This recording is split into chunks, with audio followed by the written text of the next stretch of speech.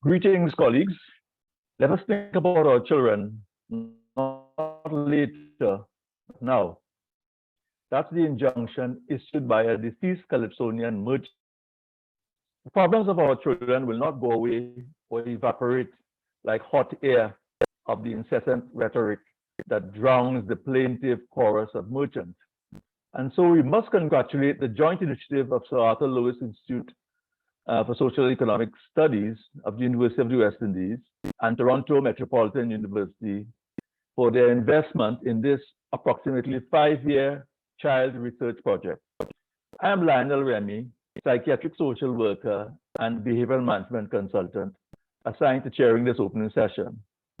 And on behalf of the organizing committee, I wish to warmly welcome our distinguished panel of directors, Professor Audrey Henry Lee, who is the Pro-Vice Chancellor, Graduate Studies of the University of the West Indies, Mona Campus, Dr. Akolia Lewis Cameron, Dean, Faculty of Social Sciences, St. Augustine, Professor Henry Parada, the RCYP lead researcher at Toronto Metropolitan University, and Dr. Valerie Borum, who will join us, Director of the School of Social Work, Professor Don Marshall, University Director, UWI-Toronto Regional, and last but by no means least, Dr. Godfrey St. Bernard, RCYP lead researcher, Caribbean. A very special welcome to all you distinguished participants. Thanks for your commitment and dedication to child and youth development. The theme of this conference, entitled The Wellbeing of Children and Youth in the Caribbean, Central America and Caribbean.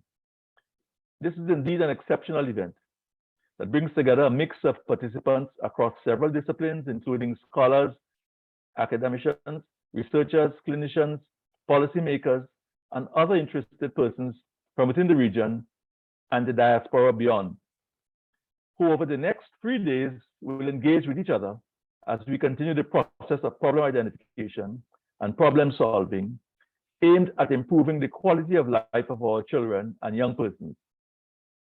We are indeed grateful for the visionary leadership and the stamina of Dr. Godfrey St. Bernard and his team for their relentless support and commitment to implementation and delivery of such a comprehensive program.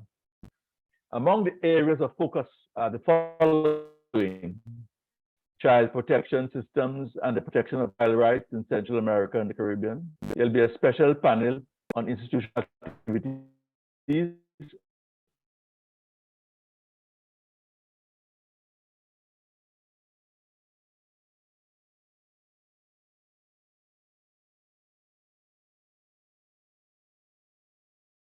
tribute to Dr. Elaine Arnold, distinguished Caribbean social work scholar and practitioner, currently resident in the United Kingdom. There'll be special panels which will include topics from contributed papers by colleagues. A session on manifestations of young people's exposure and practices in response to social media, revelations from Central America and the Caribbean. There will also be a panel on exposure to violence among children and youth populations in Central America and the Caribbean. Then education systems, practices on child rights issues in Central America and the Caribbean. And then finally, there'll be a panel on lessons learned. So we now invite the panel of dignitaries to bring greetings, and I will begin by asking Professor Audrey Henry Lee, Pro-Vice Chancellor of Graduate Studies, to give us her remarks. Mr. Lionel Remy, Chairperson, Dr. Akola Lewis Cameron, Dean, Faculty of Social Sciences, St. Augustine Campus, Professor Henry Parada, Head RCYP, Lead Researcher, Dr. Valerie Borum, Director, School of Social Work, Professor Don Marshall, University Director, Sir Arthur Lewis Institute of Social and Economic Studies, Salises, Dr. Godfrey St. Bernard, Acting Director, Salises St. Augustine Campus, and Lead RCYP Caribbean Researcher. Presenters, participants, students, ladies and gentlemen, good morning. I bring you greetings from the School for Graduate Studies and Research. I'm very pleased that this important conference is being held under the theme, and I quote, "The Well-Being of Children and Young People in Central America and the Caribbean," end of quote. The importance of focusing on children and young people cannot be overstated. We cannot pay too much attention to children and young people. Adequate investment in children and youth ensures that all of us enjoy a sustainable future. But our youth are in trouble. Childhood is in crisis, ladies and gentlemen. As the world battles war, conflict, COVID-19, climate change, a depressing global economic situation, children and youth are disproportionately affected. The UN estimates that there are 1.2 billion young people aged 15 to 24 years, accounting for 16% of the global population. The 2020 World Youth Report outlines the disparities within and between countries in education and employment among youth. These disparities are characterized by gender, residential, race, class, disability, and migrant refugee status differentials. Every day, children face violence in private and public spaces. A UNICEF 2019 study revealed that in Jamaica, 7 out of 10 children under 15 years are subjected to corporal punishment at home. Also, 68 of every 100,000 Jamaican children are victims of violent crimes, and approximately 10 in every 1,000 children are victims of child abuse or maltreatment. A rapid assessment carried out in 2020 by UNICEF among 8,444 adolescents and young people between the ages of 13 and 29 in Latin America and the Caribbean revealed the following. 27% reported feeling anxiety and 15% depression in the last 7 days. For 30% of them, the main reason influencing their current mental state was the economic situation. 46% reported having less motivation to do activities they usually enjoyed. 36% feel less motivated to do regular chores. UNICEF Jamaica reports that there have been 1,000 online counseling sessions held since March 2022, when they launched their free online counseling facility. Ladies and gentlemen, we must place increased focus on the mental health of our children and youth. Other areas of concern include the negative impact of climate change on our children and youth. The natural disasters in St. Vincent and the Grenadines, Cuba, and Haiti are just a few examples of the displacement of children and their families. Hundreds of young persons have been affected by the double burden of climate change and the pandemic. I do not want to depress you, ladies and gentlemen, so I won't give you any more distressing data on the status of children and young people. Suffice it to say that children and youth are at severe risk. And I'm very pleased that we'll be discussing child protection, social media, child policies, juvenile justice, effect of migration, child education and health at this conference. I look forward to the peer-reviewed publications emanating from those presentations. I urge you also to prepare policy briefs that can be submitted to respective governments in the region. Let it not be said that we kept all this important data to ourselves. As the #1 social science research institute in the Caribbean, I look forward to Salises leading the way as we strive to fulfill our UWI 2022-2027 strategic goals, especially AC4, which reads, increase the quality and quantity of high impact research. I also invite you to join us to continue the conversation online at the 17th Annual Caribbean Child Research Conference, scheduled for November 24th to 25th, 2022. Salises is one of our partners. We are on social media, so you can read about the conference, and we will also send you all the relevant information. I wish you all a very successful conference and will join for as many sessions as I can. All the very best, and thank you for listening.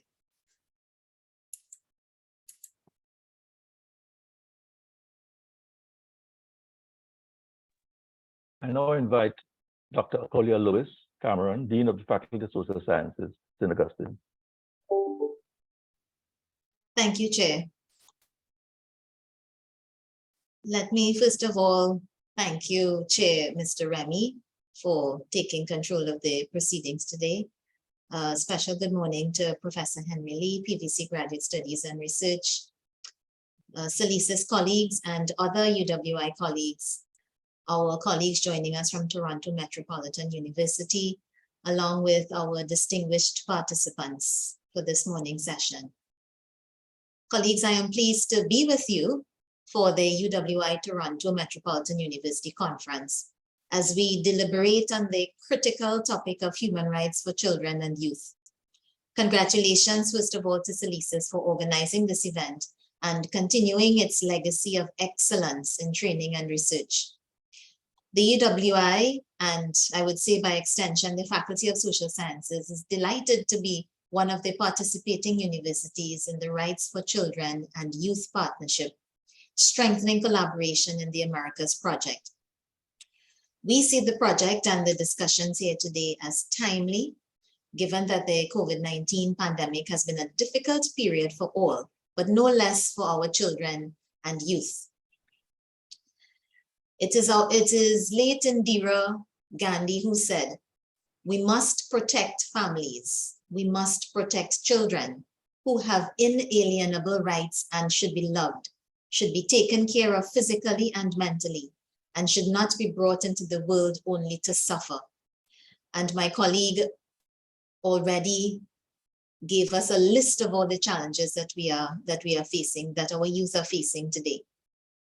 Advocates such as the World Future Council, the Office of the High Commissioner for Human Rights, We Charity, Plan International, and many others have dedicated their efforts through research, education, activism, and policy intervention for child protection, youth empowerment, and championing the rights of young people to grow up in a healthy environment. Not only have major organizations aided in protecting rights for young persons, but practitioners on the ground toil tirelessly every day to protect our young ones from society's ills. I want to particularly mention people like Dr. Elaine Arnold, who we honor today, has made an indelible mark in the field of social work in the Caribbean and Britain, and has exhibited an enviable passion for good family life and protecting the emotional well-being of young children. I wish to take a moment now to congratulate Dr. Arnold on her sterling contribution and the legacy she has crafted for young scholars, for social workers, counselors, therapists, and other professionals to be inspired by.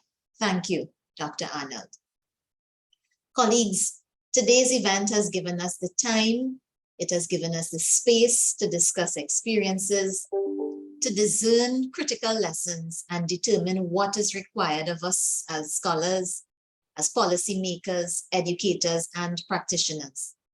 I do hope that these discussions continue to assist in achieving the aims of the RCYP project, and that the participating countries, Canada, Dominican Republic, El Salvador, Guatemala, Honduras, Jamaica, and Trinidad and Tobago, continue to be meaningfully impacted by new knowledge, and that this knowledge can influence national social policies, strategies, as well as plans.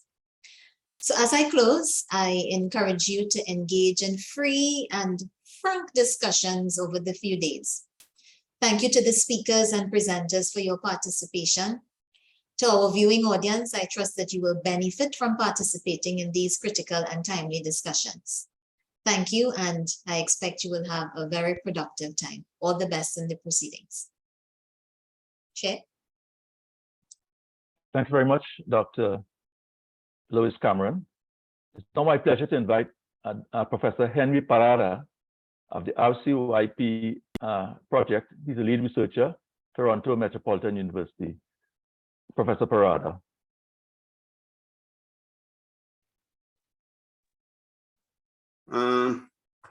Did we skip Professor Borum? Professor Borum, is she present? Yes, she is. She is. Okay, I'm sorry. No problem. Okay, well, I'll have you go before her. No, she's there. Go ahead. She is there. Okay, so now may I introduce Dr. Valerie Borum, Director of the School of Social Work, Toronto Metropolitan University. May I invite Dr. Borum to the podium? Thank you. Thank you so very much. Yes, I'm Valerie Borum. I'm a relatively new director. I moved here to Toronto, Canada from the United States, from Chicago. And I would like to start with my land acknowledgement.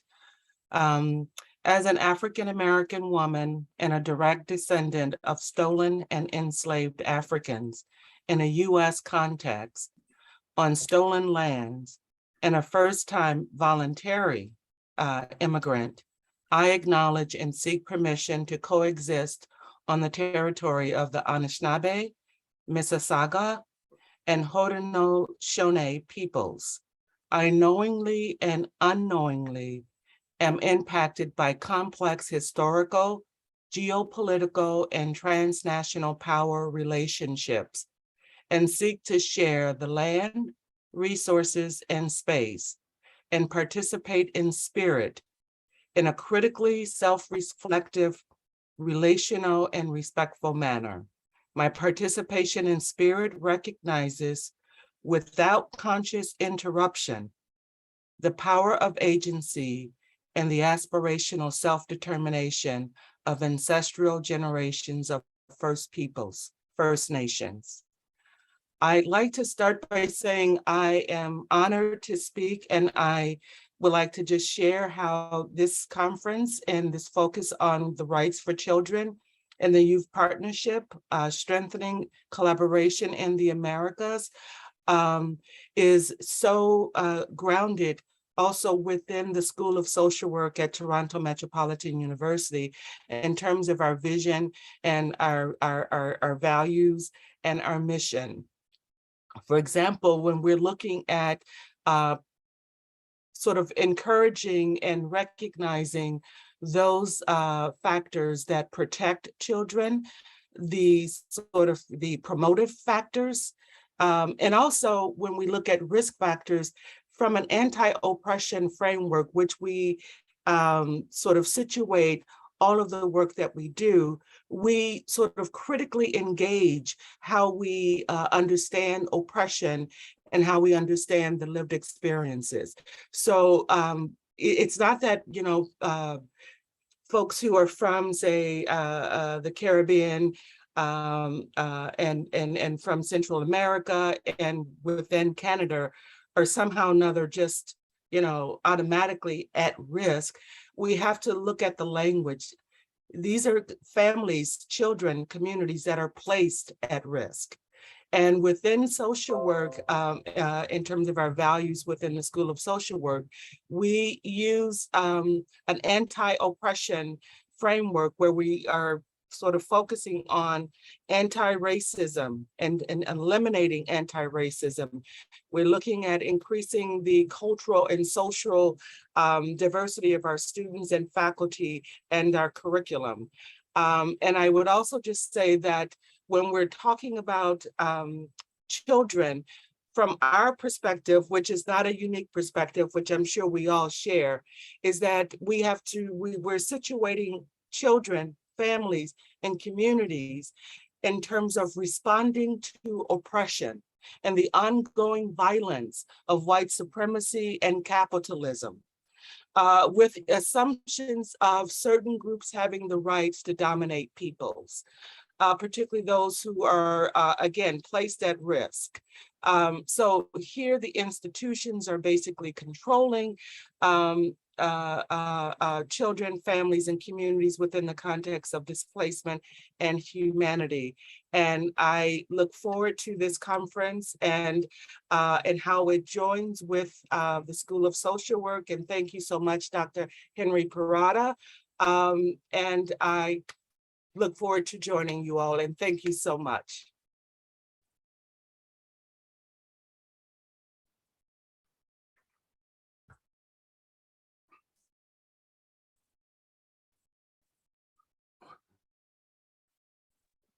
Oh, do I go? I guess I should. Do I go? Yes, yeah. Okay, thank you very much. Of course, we have to thank everybody because any project that exists and is developed it's a work of so many people, both who are immersed in the research, but also all the administrative people that actually allowed the process to take place. It hasn't been 5 years, it's been 7 years since we launched the project, you know, and so let me thank you, Professor Remy, Dean Henry Lee, Dean Louis Cameron, Dr. Valerie Borum, Professor Don Marshall, Dr. Sam Bernard. In one word, thank you very much for allowing RCYP to flourish and to develop in a project so complex like this one. When we first launched the RCYP, the Right for Children and Youth Partnership, we launched it and we had one single question guiding the different group. What are the factors that support or hinder the implementation of children's rights? Simple, but complex at the same time. Some of our preliminary finding is how child welfare systems are structured to understand the practice and the way they support or may affect children's youth in any of our countries. At the preliminary finding how youth are negotiated through the vertical immigration processes, especially Central America and the Caribbean, in order to go, not to go to places that are unsafe. As you remember, the increase of undocumented youth from Central America was a waking call, you know. And the other thing, the experience of youth negotiating with an educational system, both in the Caribbean, Central America, and the education system here, the diaspora here in Canada, you know, and the use of social media. We really emphasize the institutional practices as a way of responding the youth need. You know, we can put all the youth, label all the youth we want, but the gaze, we try to put the gaze back on the institution that name youth behavior as a risky behavior. So thank you, Dr. Henry Lee, for reminding us. There are outcomes are coming. The preliminary child protection system in Central America is out. The youth experience in America is out, and we're going to have many more coming. So we will share with you how to find those publications. Finally, I must say, I must thank every research leader in each country because they make the process take place. Dr. Villela in Universidad San Carlos, Professor Ada González, Universidad Luterana Salvadoreña, Honduras, Dean Marshall Suazo, Universidad Nacional Autónoma de Honduras, Dr. Sam Bernard in Trinidad and Tobago and Jamaica, and Dr. Borum at the School of Social Work for their support. And finally, I really have to thank to the Toronto Metropolitan University, Toronto research team under the supervision of Veronica Escobar. To conclude, I must say, researchers always say there is the need for more research, and there is the need for more research. You know, the life of the youth is so complex. The process that engage are so complex. And I'm really hoping the new partnership can be developed in the region in Central America and Canadian diaspora, because as Dr. Henry mentioned, we didn't touch the environment. We didn't touch about the issue of refugees because of environmental causes. So I can name many more issues that we can engage in the research, but as a conclusion, I hope that we continue working as a collaborative partnership to continue exploring other issues the youth face. Thank you very much. Looking forward to our conversation. Mil gracias for your remarks, Professor Henry Parada. De It's now nada. my duty to invite Professor Don Marshall, University Director of Sallisa's Regional, based in Barbados, to give us his remarks. Thank you very much. I wish to first thank all those that were involved in making this Rights for Children and Youth Partnership project a truly fruitful and engaging experience. I know reference is made to the research project in existence for 5 years, but may I add that long may it continue. I also wish to, in paying tribute to the framers and the organizers, I want to specifically praise the staff and the researchers of the Toronto Metropolitan University and the Sir Arthur Lewis Institute, St. Augustine campus of the UWI, for this collaboration and for putting together this conference focusing on a theme that I would dare say raises quite a number of issues, some that go beyond even the thematic areas that have been identified. We know, for example, that new disparities have emerged, making youth the biggest losers of the COVID-19 crisis. Indeed, young people and children between age 15 to 24, where the research is at its peak, we recognize that they're facing constrained access to education, to employment. We are seeing adverse effects on their mental health. And in one report I read, which is pretty interesting, over 70% of Africa's youth is offline, and they were referring to young people living in rural and hard to reach areas. I would like to think in our region, we will face a similar challenge, and we do face a similar challenge where there are many youth and young children living in rural and hard to reach areas. And I will want to know that as soon as we will be advising our governments to promote youth-centered ecosystems or advanced youth-centered ecosystems in rural areas, so as to allow these persons to become part and parcel of the digital experience.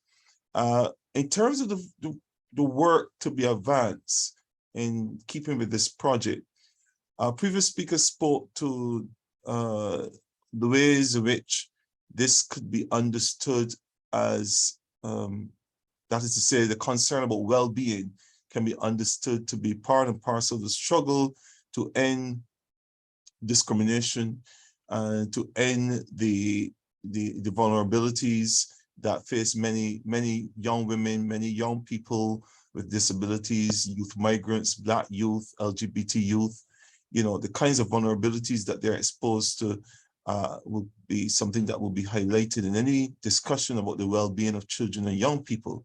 But I want to add something here. While there's a concern, there has been a concern with rights, children and youth rights, I think that there comes a point in time where coalitions of the willing should be established between those that would advise the importance of and protection of children and youth rights with those that advance the cause of justice, reparatory justice, climate justice. I think sometimes the rights discourse has a way of invisibilizing struggles for justice.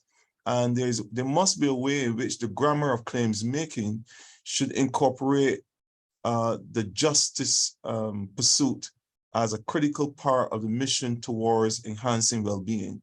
And I do hope going forward in advancing part 2 or advancing another wave of research in advancing the well-being of people of the Americas, young people of the Americas, that we begin to hitch the wagon onto the concerns about justice, concerns about overcoming coloniality, concerns about advancing human dignity, and the rest of that. I think that is very critical, given that the Americas, we know the historical roots and origins. We know the different historical and institutional starting points from which Black people across the Americas have undergone. We also know that the indigenous people across the Americas have also been invisibilized in many ways when we speak about when we engage the rights discourse. So it is very, very, very critical that we include issues on the philosophical reflections about justice as we advance the cause of well-being. And I thought I would make this suggestion as we build on what we have and as we explore the very exciting themes emerging from this particular conference. Congratulations, everyone, and I wish you all the best. Thank you, Professor Marshall, for such insightful remarks, visionary remarks. I now invite Dr. Godfrey St. Bernard, the RCYP lead researcher of the Caribbean. May I invite Dr. Godfrey St. Bernard? Good morning, everyone. All protocols observed, and my sincerest thanks to the chairperson for ably leading us through this session. I must say, first of all, that I'm extremely gratified that we are at this stage of the RCYP process. And I want, first of all, to express my sincerest thanks to all colleagues associated with the RCYP, whether they be based in Canada, Honduras, El Salvador, Guatemala, the Dominican Republic, Jamaica, Trinidad and Tobago. To me, it has been an awesome experience, an awesome intellectual experience, working with all of these eminent minds who have been so enlightened and really cautious and at the same time progressive in their ideals to promote the rights and well-being of children and young people in the Caribbean, in Central America, and indeed in the Caribbean and Central American diaspora in Canada. So it has indeed been a pleasure to be associated with such an august team. And I must say at this point that I also want to express my sincerest thanks to the leadership of the University of the West Indies, who saw the wisdom in engaging a project such as this one and taking it on wholeheartedly. I want to expressly thank those directors and PVCs who have overseen the school graduate studies and research arm of the university for their trust and for their steadfastness in ensuring that the University of the West Indies was part of this exercise. And it all began in December 2013, when I actually was minding my business and was invited to Toronto, Canada, to be part of talks on an emerging project related to the promotion of child rights and well-being in the Caribbean and Central America. And I took off and flew to Toronto, sat in a meeting room at RAS University, now Toronto Metropolitan University, for a few days with colleagues from across the region. And when I speak of the region, the Circum-Caribbean region. And it was a joy to behold, you know, because it's as though we were singing from the same hymn book in terms of what this project would look like. And we all set out at the end of the day to, you know, go back to our respective institutions and make it happen. And that we did. So although that was in December 2013, it took some time for all of the administrative work to go through the various channels. And I don't think it was until sometime in 2016 that UWI St. Augustine, or UWI in general, was actually informed that, you know, hey, you know, we have won this project and we have to get ourselves ready. And in Trinidad and Tobago and Jamaica, we never got off the ground with the project until December 2017. So although the project has been in operation for 7 years, because some countries did have a head start, in the Caribbean, we actually got off the ground in 2017. So December this year would be 5 years we have been working. And I must say, from a Caribbean perspective, you know, we have done well. We have done relatively well, in notwithstanding the handicaps associated with the COVID-19 pandemic. It did interrupt process in a serious way. But I think, you know, the RCYP team has been sufficiently resilient to find ways to rebound and to counter the challenges that had been posed due to the COVID-19 pandemic. In the Caribbean, we spent most of 2018 and 2019 fine-tuning, you know, the various conceptual issues that would have arisen as we thought about the various themes that were implicit in the work of the RCYP. When we thought about, you know, the policy landscape and what that meant for Trinidad and Tobago and Jamaica, when we thought about immigration dynamics and the impact of immigration dynamics on the rights and well-being of children and young people in this case in Jamaica and Trinidad and Tobago, by extension other Caribbean societies. We also focused a lot of our energies on violence in secondary schools as experienced by secondary school students. We focused on institutional practices and three disparate but yet interconnected set of institutional practices, those relating to the education system, the justice system, and child protection systems. And last but not least, we focused on social media and how children and young people use social media positively and negatively to enhance and in some instances threaten their own situation. So it was more than a handful that we had in terms of, you know, thematic areas that we had to tame and address. And we did do our best for about 2 years, you know, really grappling with the concepts, familiarizing ourselves with the extant literature, and at the same time, you know, thinking through the methodological processes that would inform some of the research that we were seeking to do at the time. And just around the time when we were about to hit the road running, COVID-19 hit, and of course, a lot of the data collection activities that were face-to-face had to be readjusted and called for new ethics clearances, among other things. So we had our challenges there. COVID-19, though it's still with us, we have survived, we have persevered, and we have progressed with our research in all of the RCYP countries. And I'm pleased to say that, you know, and this, I think, this meeting is a testimony to that, you know, we have accomplished. Several of us in the RCYP group have already published some of our work in scholarly journals, as book chapters and other publications media.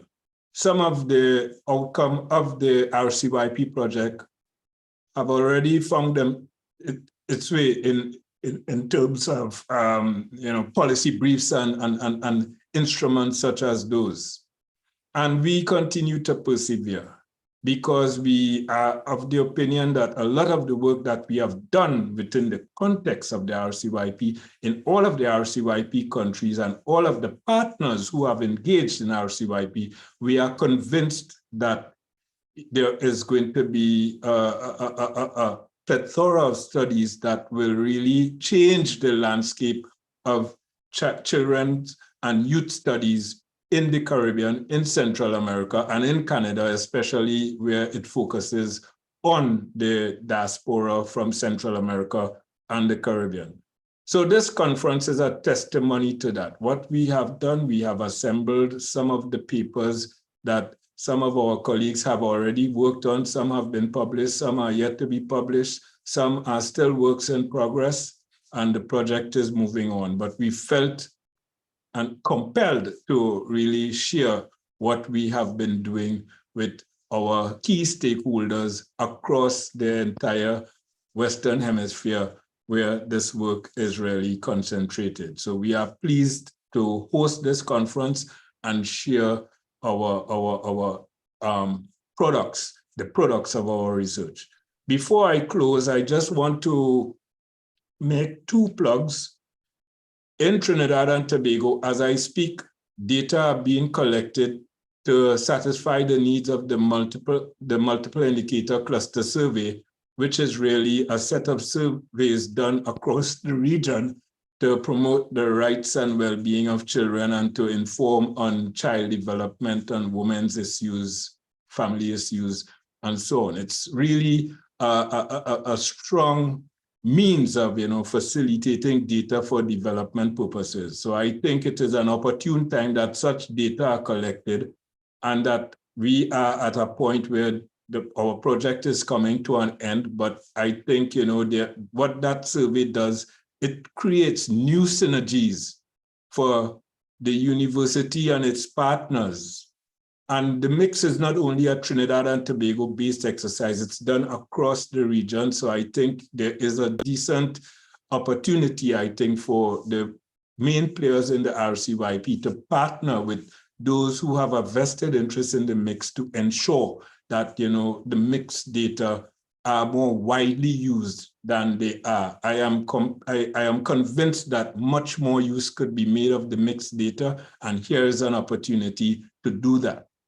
And I also want to put in a plug for studies in the area of family sociology, because we cannot be talking about child rights and the rights and well-being of young people, and we do not know anything about what's happening in terms of our families, how our families change, how our families are structured, and how events within family settings impact the broader society. And I say this because when I first joined the Institute back in the early 90s, I remembered leading a study in Trinidad and Tobago that culminated in a national survey, and we have actually produced some papers out of that work, and it was entitled Family Life and Society in Trinidad and Tobago. Unfortunately, that was in 1995, almost 30 years ago. We need to know more about families, not only in Trinidad and Tobago, but elsewhere in the Caribbean. And I think, a study such as this one is an impetus to really kickstart efforts by national governments and even larger international organizations to have a role to play in making some of this happen. So at this point, I want to thank everyone for joining us this morning. I hope that you will stick around and be privy to the sessions that will be presented as we go through the next 2 days. And we at Salisis do what we do best. We put on a number of these scholarly events in collaboration with partners in many instances, in this case, Toronto Metropolitan University and the RCYP. Of course, under the ambit of the UWI, we are thankful to have you, and we hope that you will have an enjoyable stay and derive tremendous benefit from our deliberations. Thank you very much, and have a good day, all of you. Thank you very much, Dr. St. Bernard. And now it falls to me to make my closing remarks. And on behalf of the organizing committee, I wish to thank our distinguished directors of research, academic leadership, and governance for your opening remarks that reflects your shared vision and support. We are indeed one region shaped by common historical experiences. We interpret from your remarks that the university, together with governments and the people, must play a fundamental part in removing all obstacles that threaten performance and the future of our human resources. Sustainable progress in our region will continue to be challenged if our children and young people are seriously affected by mental health issues. As I listened to all the presentations, it struck me this is a discourse about development, and the vehicle we are using is data to get to our development agenda. And there are some words that came up in the discussion: implementation, systems, structure, vulnerability, collaboration, disparity, equity, and justice. These are some of the words that came from you as you gave us your remarks. And I think they certainly should find their way into our data agenda as we begin to focus on youth. Permit me now to send a special SOS for regional government, and indeed the various private sector organizations, with an appeal to allocate special funding dedicated to research on child development and youth development. The university is able to provide that assurance with evidence-based interventions that expenditure that is spent by governments will yield outcomes that are desirable, ensuring positive gains for every dollar spent. Otherwise, as we say in Trinidad, we spinning top in mud. Social policy must be based on science. It is a fundamental ingredient of economic policy, not an afterthought.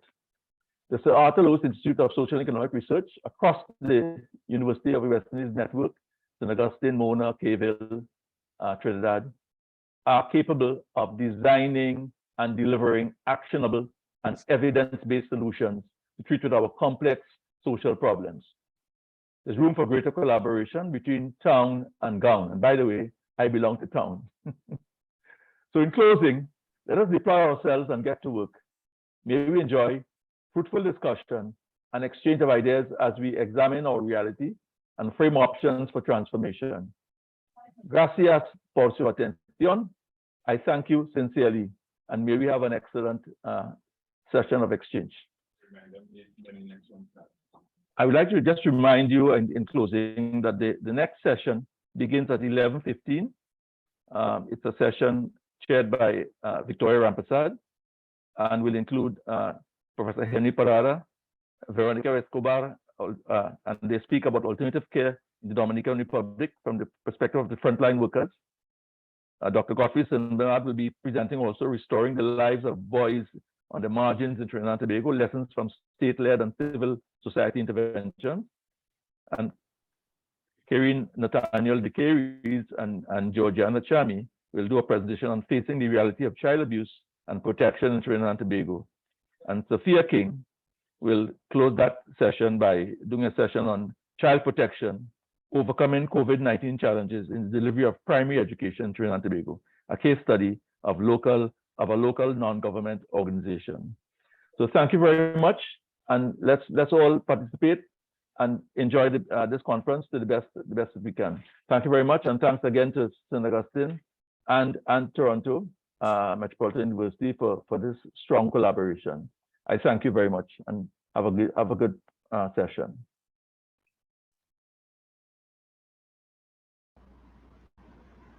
This meeting is being recorded. Hello and good morning once again, everyone. All protocols observed. My name is Victoria Rampersad, and I am a Youth Development Officer with the Ministry of Youth Development and National Service.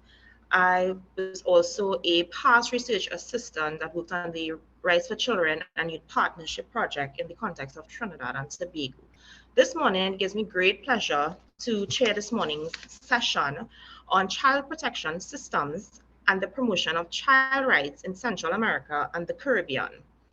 We have 4 presentations today, and before we begin, I just want to list some housekeeping rules. In terms of the presenter, each presenter will have 15 minutes for their presentation. We are kindly asking if the attendees or anyone else have any questions, comments, or concerns that you reserve it at the end of all presentations. So first on the panel, we have Dr. Henry Parada and Veronica Escobar Olivio, who would be presenting on the alternative care in the Dominican Republic from the perspective of frontline workers. Dr. Henry Parada spent 9 years working as a child protection worker, conducting family counseling and working as a sexual abuse specialist within Toronto's social service sector. His academic experience includes working in the Caribbean, Central America, and other parts of Latin America on issues of child protection, human rights, and youth participation. Dr. Parada's combined research expertise includes the areas of social development, children's and women's social welfare, and violence prevention. His ongoing program of research focused on child protection, family violence, and children's rights in 7 regional areas of concentration, which was awarded the Social Sciences and Humanities Research Council Partnership Grant. Veronica Escobar Olivio is a project coordinator for the Rights of Children and Youth Partnership. She obtained her master's in Immigration and Settlement Studies from Toronto Metropolitan University. Her current body of research explores the experiences of othering of Latin American and Caribbean youth in Ontario, specifically in the education, judicial, immigration, and child protection systems, and the migratory experiences of Central American youth. I now present to you Mr. Henry Parada, Dr. Henry Parada, and Veronica Escobar Olivio.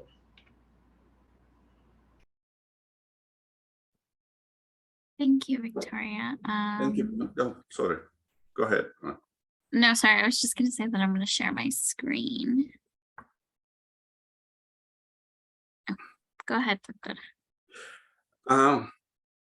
Should I do it in Spanish or English? No, I will do it in English, isn't it? Okay. Thank you very much for staying.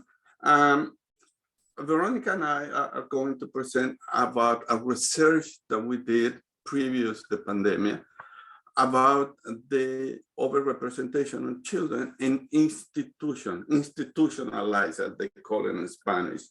Children that have been forced to leave the home, the family home, and been placed in institutions. So we're going to talk about a little bit the methodology, some of the finding, and the concluded remark.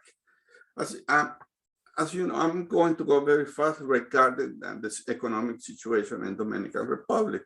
As you know, Dominican Republic is considered a middle income country, but as many countries in the global south, it still have a great number of families and children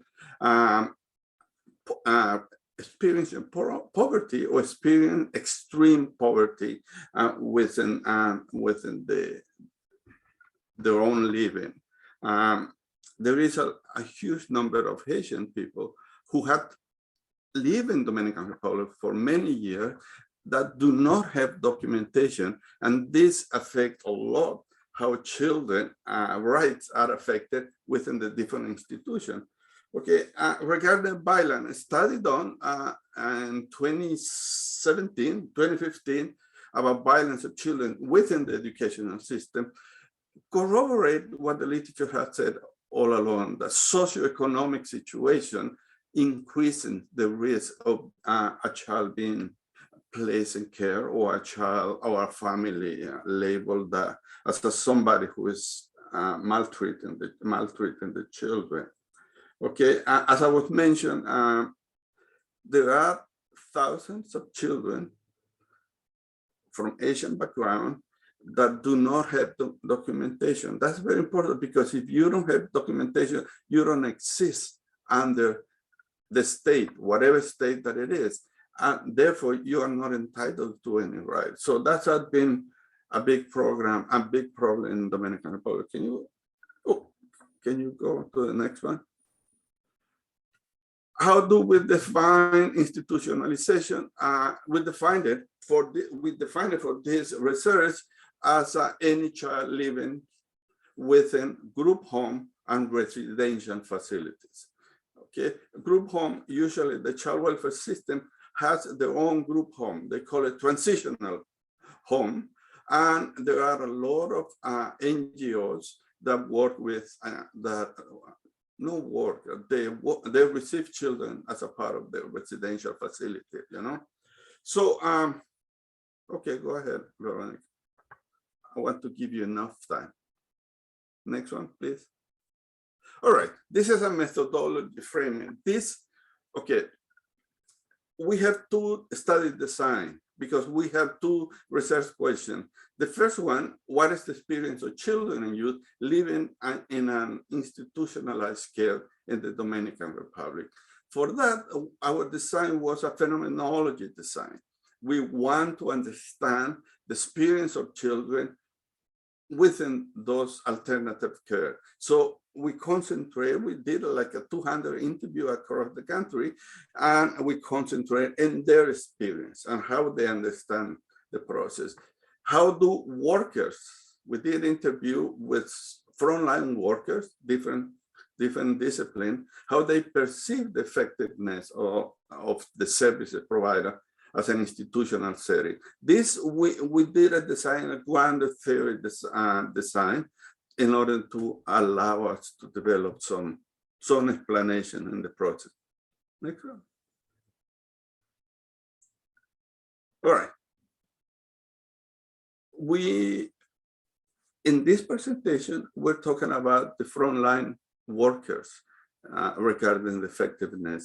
So within the child welfare system, we include a total of 7 centers. Let's call it center, alternative center.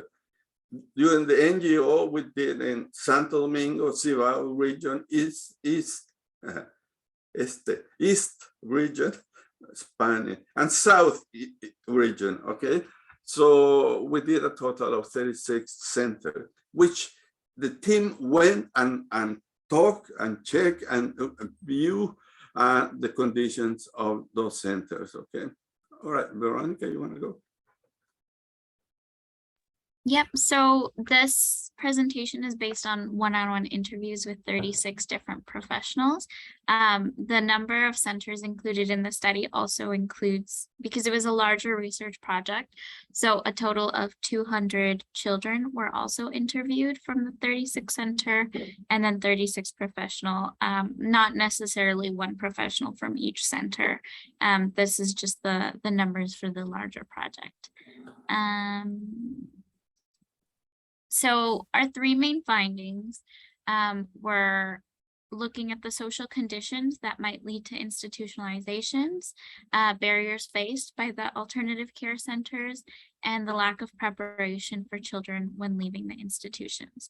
So in the first findings, it kind of corroborated existing literature about how poverty disproportionately makes families more vulnerable to having their child removed from their care and moved into institutionalized settings. So one NGO worker talked about how in terms of economic resources, parents are simply not able to afford to have children. It isn't necessarily that they're maltreating their children on purpose per se.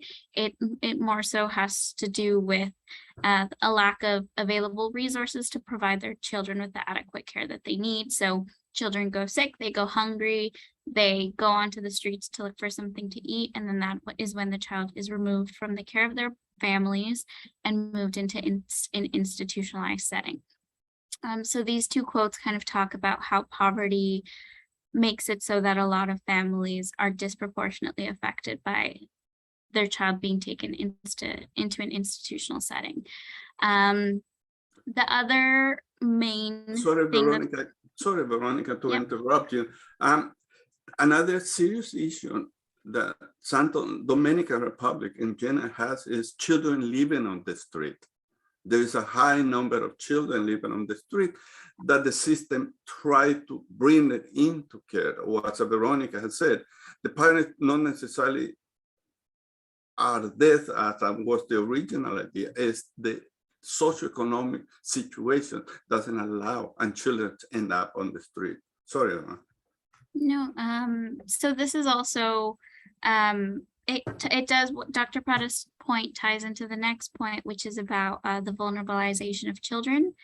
So because of the adverse effects that they might experience in their homes, a lot of children would go onto the streets, and then they get into this precarious situation of needing to find funds. And so sometimes children would be sexually abused, which is another reason that they would enter into an institutionalized setting. As this group home worker said, we have histories of people that like to abuse kids on the street. So on top of not being adequately provided for by their families, kids are living on the street, and then they're further vulnerabilized because of sexual predators. And the Dominican Republic has a high rate of what is called sexual tourism. And because of that kind of dynamic of the country, it's created a situation where kids have also kind of become wrapped up into this commercial sexual exploitation. So then the next theme talks about barriers that are faced by the center. So while the purpose of institutionalization is to attempt to remove the children from precarious situations and dangerous situations, a lot of the workers talked about how the centers themselves struggle to provide adequate care for the children. Many of them didn't receive sufficient funding to pay for adequate staff or trained staff. NGOs especially had to rely heavily on volunteers that weren't necessarily trained in caring for youth or as psychologists, as teachers, but because they didn't have any other resources, they had to rely on the volunteers to provide the children with care. This one says, this group home worker says that they lowered the wages from 10,000 pesos, which is approximately 108 US dollars. And so in this case, the workers accepted lower wages so that they could stay. But in other cases, managers or center directors simply just couldn't afford to pay for adequate staff, psychologists, nurses, all of the professions needed within a center in order to adequately take care of the children. The other thing that low finances did was it impacted the resources such as food, beds. A lot of the centers were, they had more children than they could care for in terms of space, beds, adequate,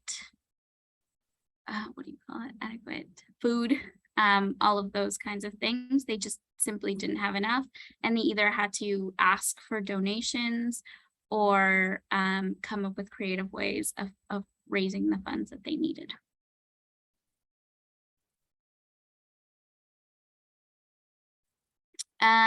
So workers expressed their dismay with the lack of adequate care that they could provide the children.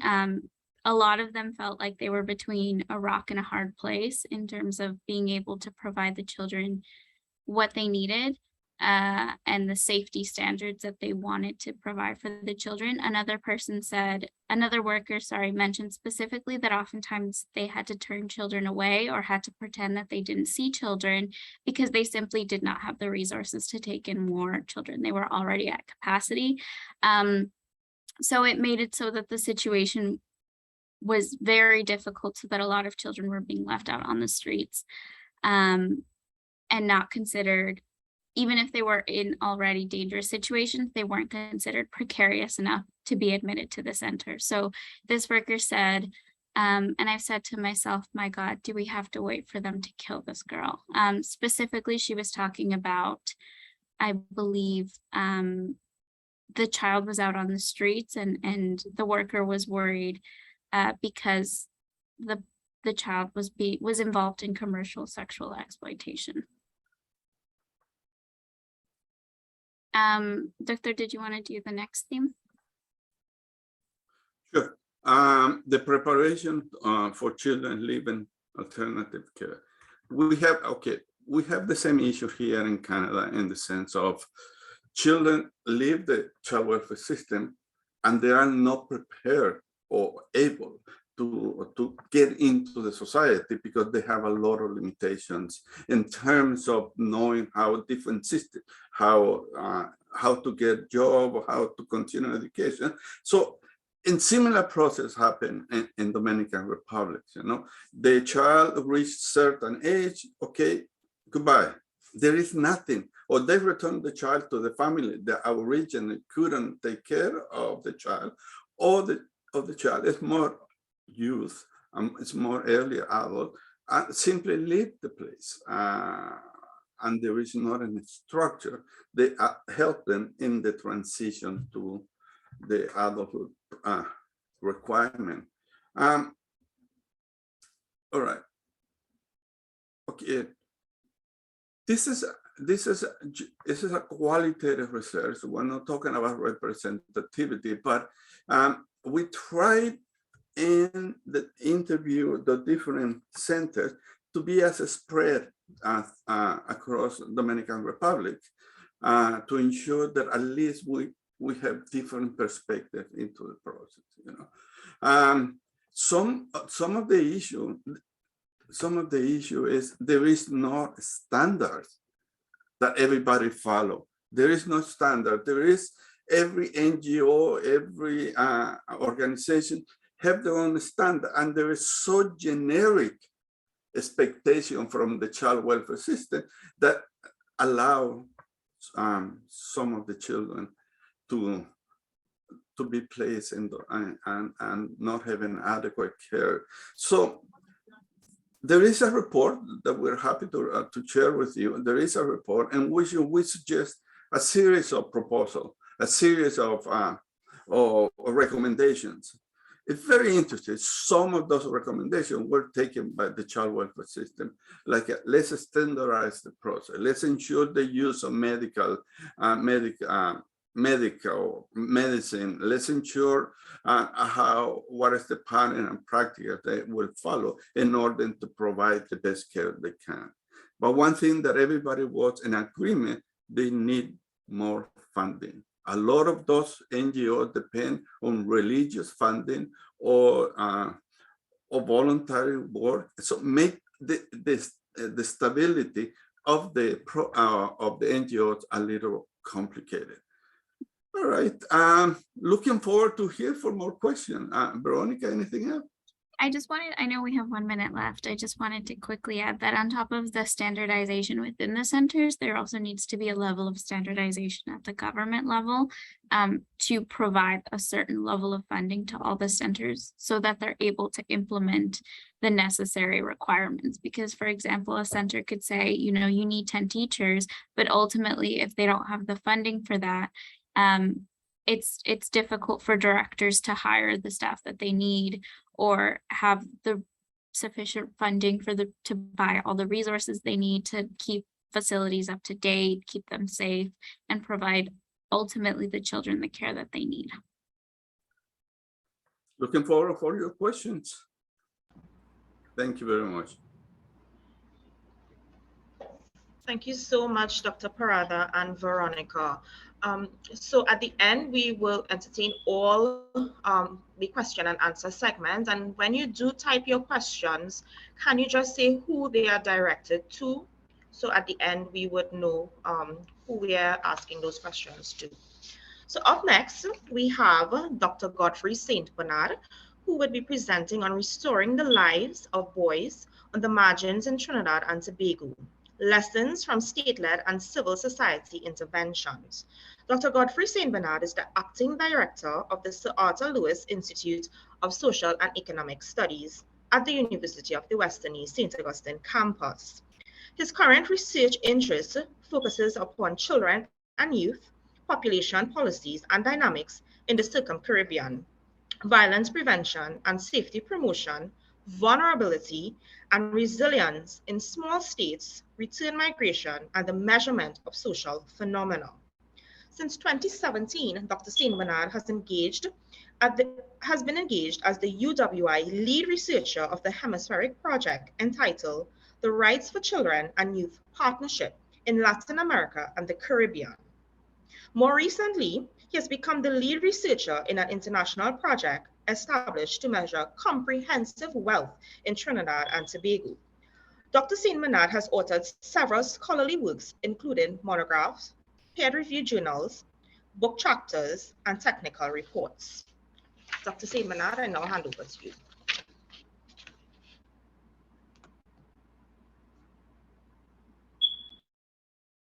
Okay, thank you very much, Chair. And it is a delight for me to speak to the audience on this topic. My co-authors are Safia King and Shivana Chankar.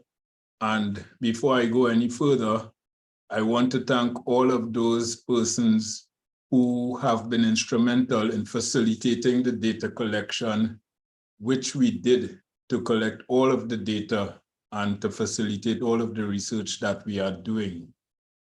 And this paper really is born out of, looking at Trinidad and Tobago as we venture into the 21st century and seeing the statistics internationally on violent crime and violent societies, and Trinidad and Tobago features among the most violent societies in Latin America and the Caribbean, and indeed the world. And several of the countries that constitute, you know, the focus of the research we are doing fall in that category as well. Invariably, you find that the victims, and much more so the perpetrators, they are often young males, and the extent to which, you know, the activities lead to disconcerting levels of homicide and so on, it's of great concern. And generally speaking, when we think in terms of the level of homicides, it's a phenomenon that is largely masculinized to the extent that we need to look at it.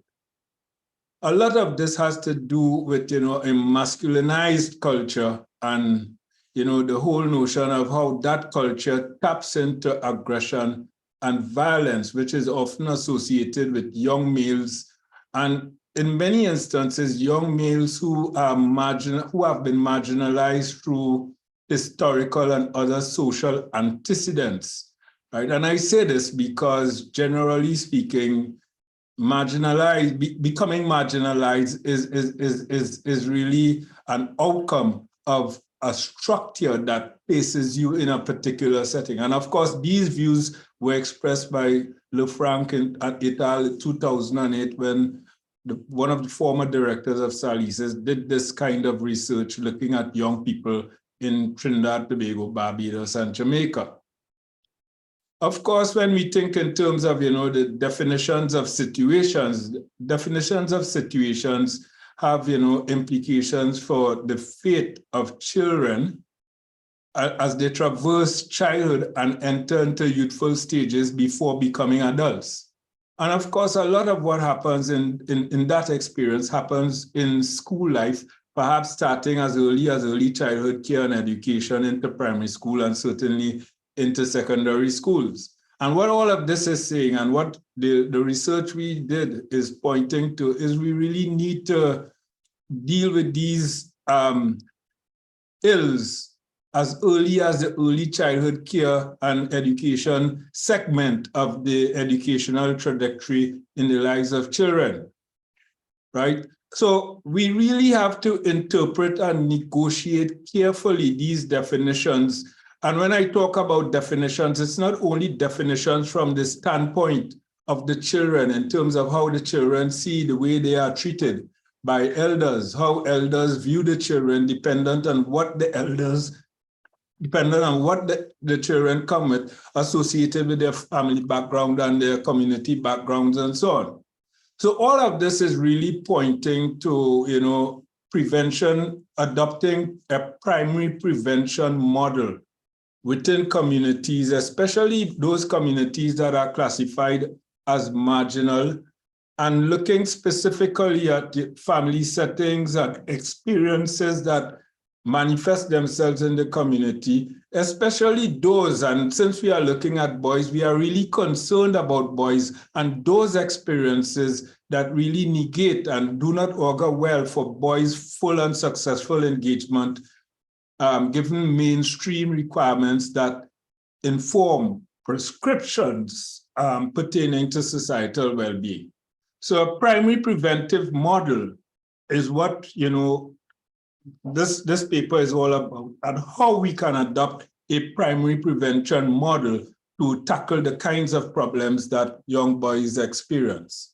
So the purpose of this paper is really to examine the benefits of social interventions that have been designed to effectively address the needs of young males at risk of exhibiting behaviors that may place them in conflict with the law, and more important, other related issues that work against their overall well-being, right? It demonstrates the potential value of state and non-state actors that pursue primary prevention measures. And the paper also seeks to understand the main factors presenting challenges that contribute toward young males' prospects of losing self-worth and developing tendencies that may increase their risk of becoming in conflict with the law.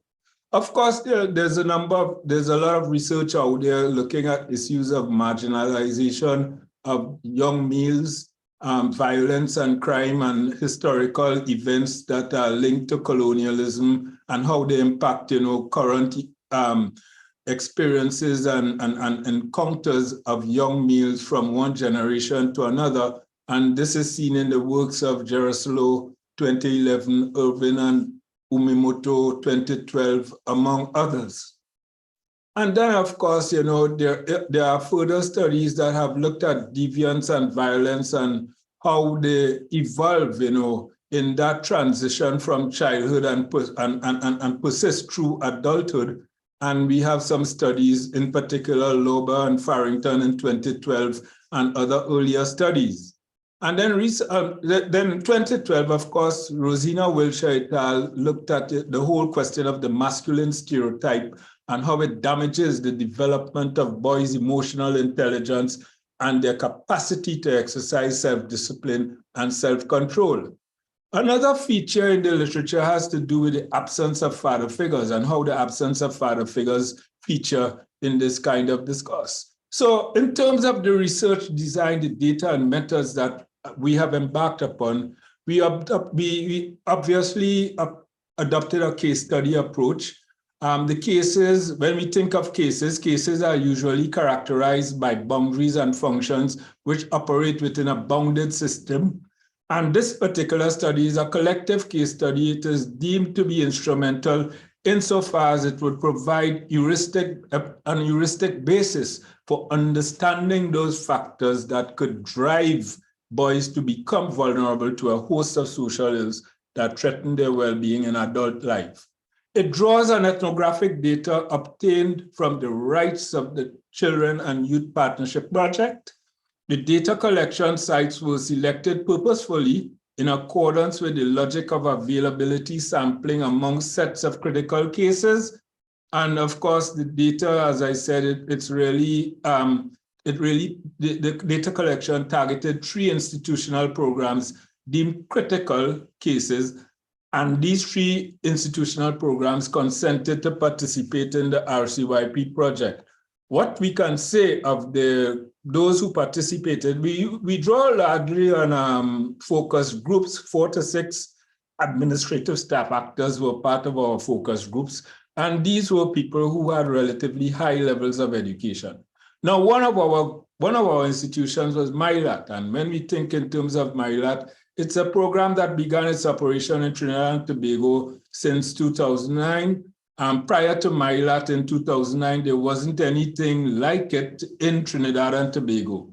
It's administered under the auspices of the Ministry of National Security, and MILAT makes provision to recruit 100 young males who are admitted annually for a 2-year residential mentorship program, providing that they have attained at least, the mid-secondary school level education.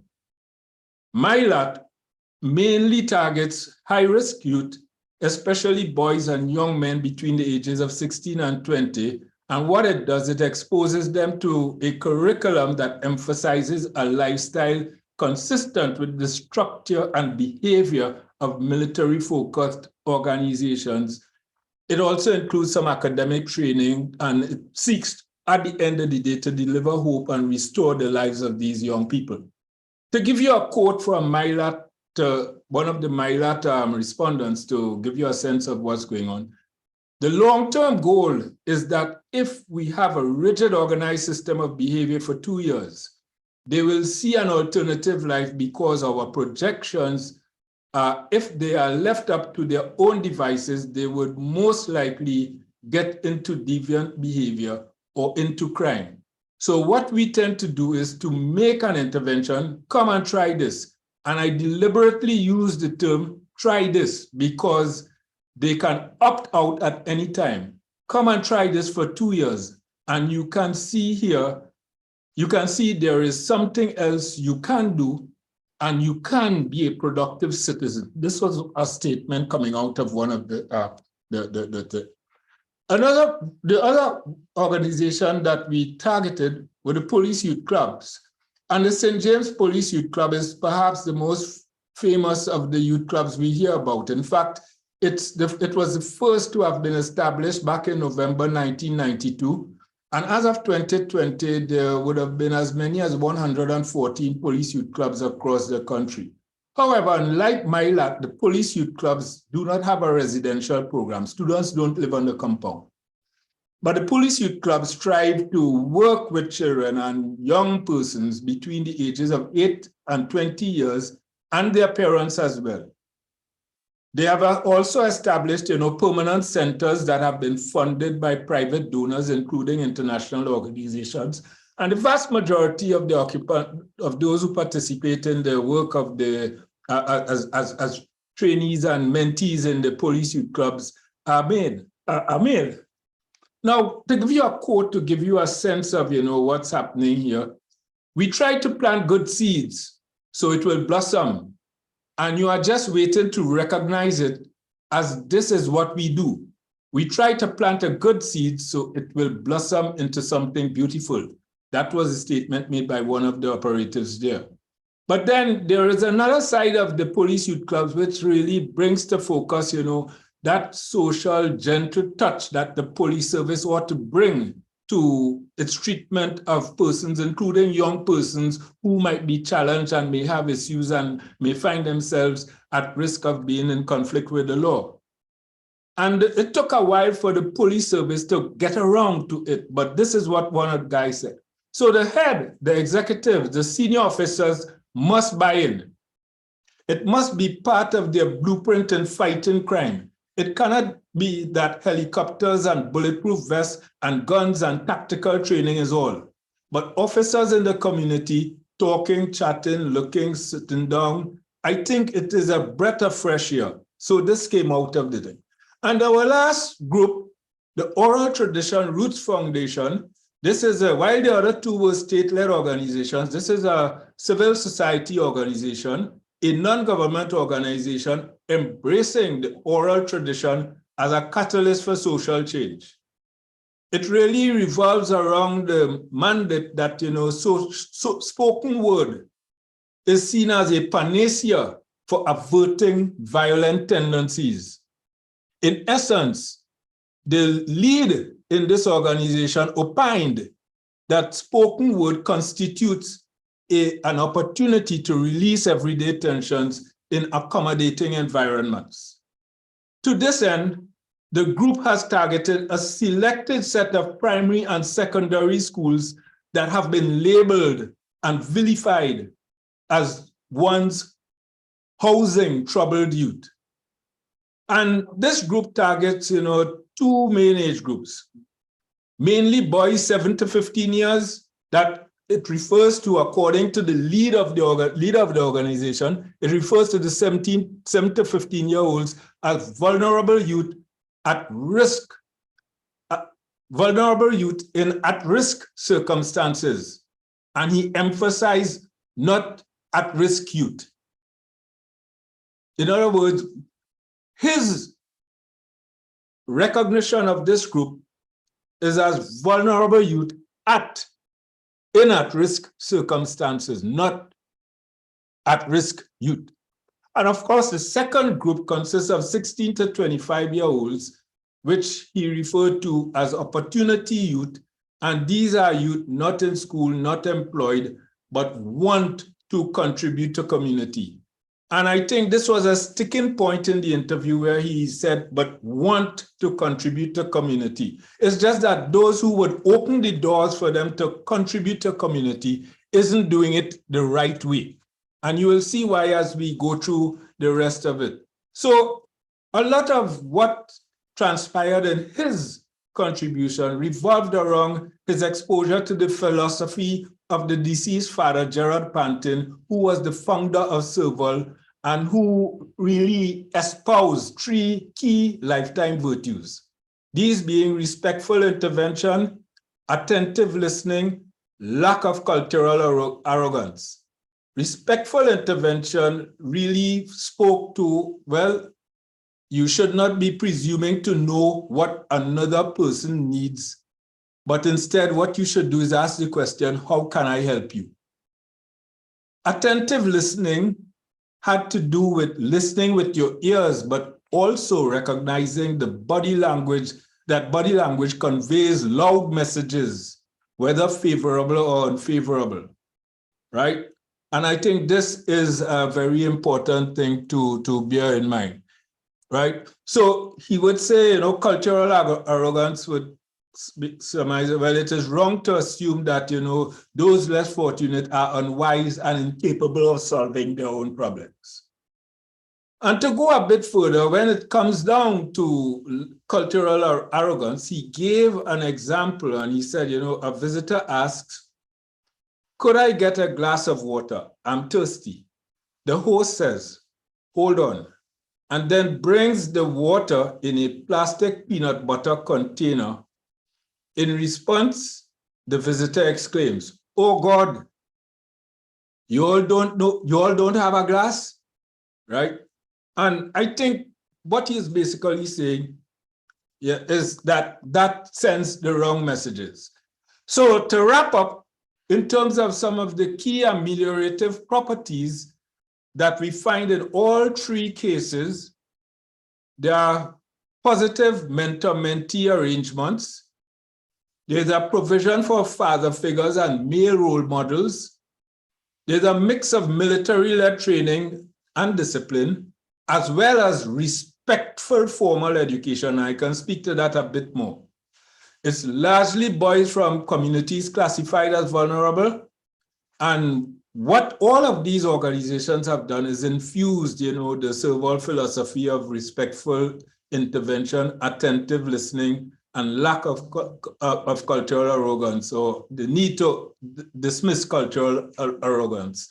And in some instances, not even being aware that that's what they were doing. So finally, there have been several evidence of success stories here. I think all of this calls for revisiting a focus on national service, youth camps, children's summer camps, and certainly infusing the Serval philosophy in ECCE, primary schools, secondary schools, and there should be a focus on institutionalized adolescent parental training. Thank you.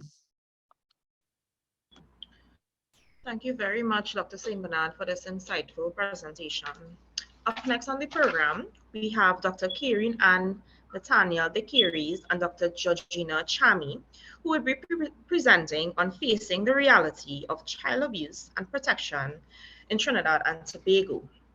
Dr. Nathaniel Dekiris is the interim president of the Association of Caribbean Social Work Educators and a member of the Executive Committee of the North American and Caribbean Association of Schools of Social Work. She has been a social work educator at the University of the West Indies St. Augustine campus for 18 years. She's fully committed to social work and social justice education, in particular, building competence in professional practice in the Caribbean with all vulnerable populations, including children and youth at risk, survivors of violence and trauma, and marginalized communities. Dr. Georgina Chami is a lecturer at the Institute of International Relations at the University of the West Indies St. Augustine campus.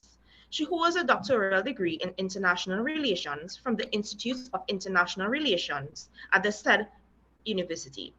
Her areas of expertise are diplomacy, peace, and security, migration, peace building, and international organizations. She was the recipient of the Central American Caribbean Fulbright Visiting Scholars Program in 2010 and a former coordinator of the Caribbean Child Rights Observatory Network, which focuses on the protection and promotion of children's rights in the Caribbean region. She currently serves as the coordinator for the Diploma Program in International Relations, internship coordinator for the International Relations, and faculty advisor at the Harvard National Model United Nations and the University of the West Indies St. Augustine campus Model United Nations Club. Thank you, Madam Chair, Ms. Victoria Rampasad, esteemed panelists, colleagues at the Toronto Metropolitan University, UWI staff and students, distinguished participants, attendees, good morning. It is my pleasure to be presenting today with my colleague, Dr. Nathaniel De Curies.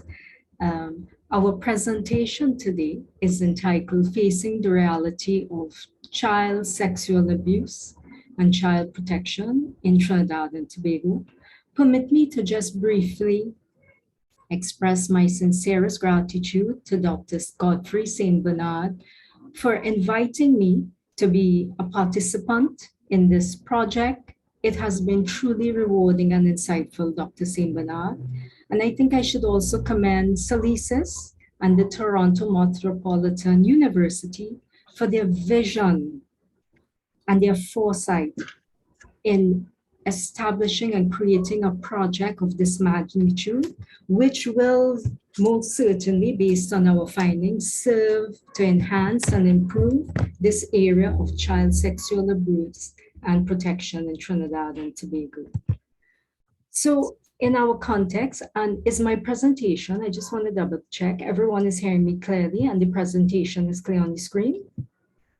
So we're both Dr. Nathaniel De Curies and I were situated in the child protection team for this project. And generally what has been observed over the last few months is through the media, we have seen very disturbing images, listened on attentively to discussions on this area of child abuse, which continues to plague not only our landscape, but regionally and internationally. And we have seen, given this context, increased trust towards looking at improving children's legislations, enhancing the service and amenities through organizations mandated to respond to this need. This presentation allows us to examine and offer insights into important issues that could guide how we could enhance child abuse and protection in our context. Just to give you a bit of a background, the Rights for Children and Youth Partnership, as we commonly refer to it as the RCYP project, for this particular team, we had the findings drawn from interviews done over the period 2017 to 2021 with 24 organizations and individuals for this team of child protection. The presentation, of course, will explore child sexual abuse legislation and services and highlight some of those challenges facing service providers. So there are a number of NGOs. There is the umbrella organization, Children's Authority, and of course there is legislation that seeks to support child protection and tackle the issue of child abuse. So guided by the United Nations Convention on the Rights of Children, you do have a number of regulations and laws passed within our context, Trinidad and Tobago. So you have the Children's Act, you have the Children's Authority Act, you have the Children's Community Residence, Foster Care and Ministries Act, and you also have the adoption of the Children Act, all geared towards providing guidance and support on how we could seek to address child abuse. And this, of course, has come to be the basic or provide a foundation for that umbrella organization that we call the Children's Authority of Trinidad and Tobago, which was established in 2014.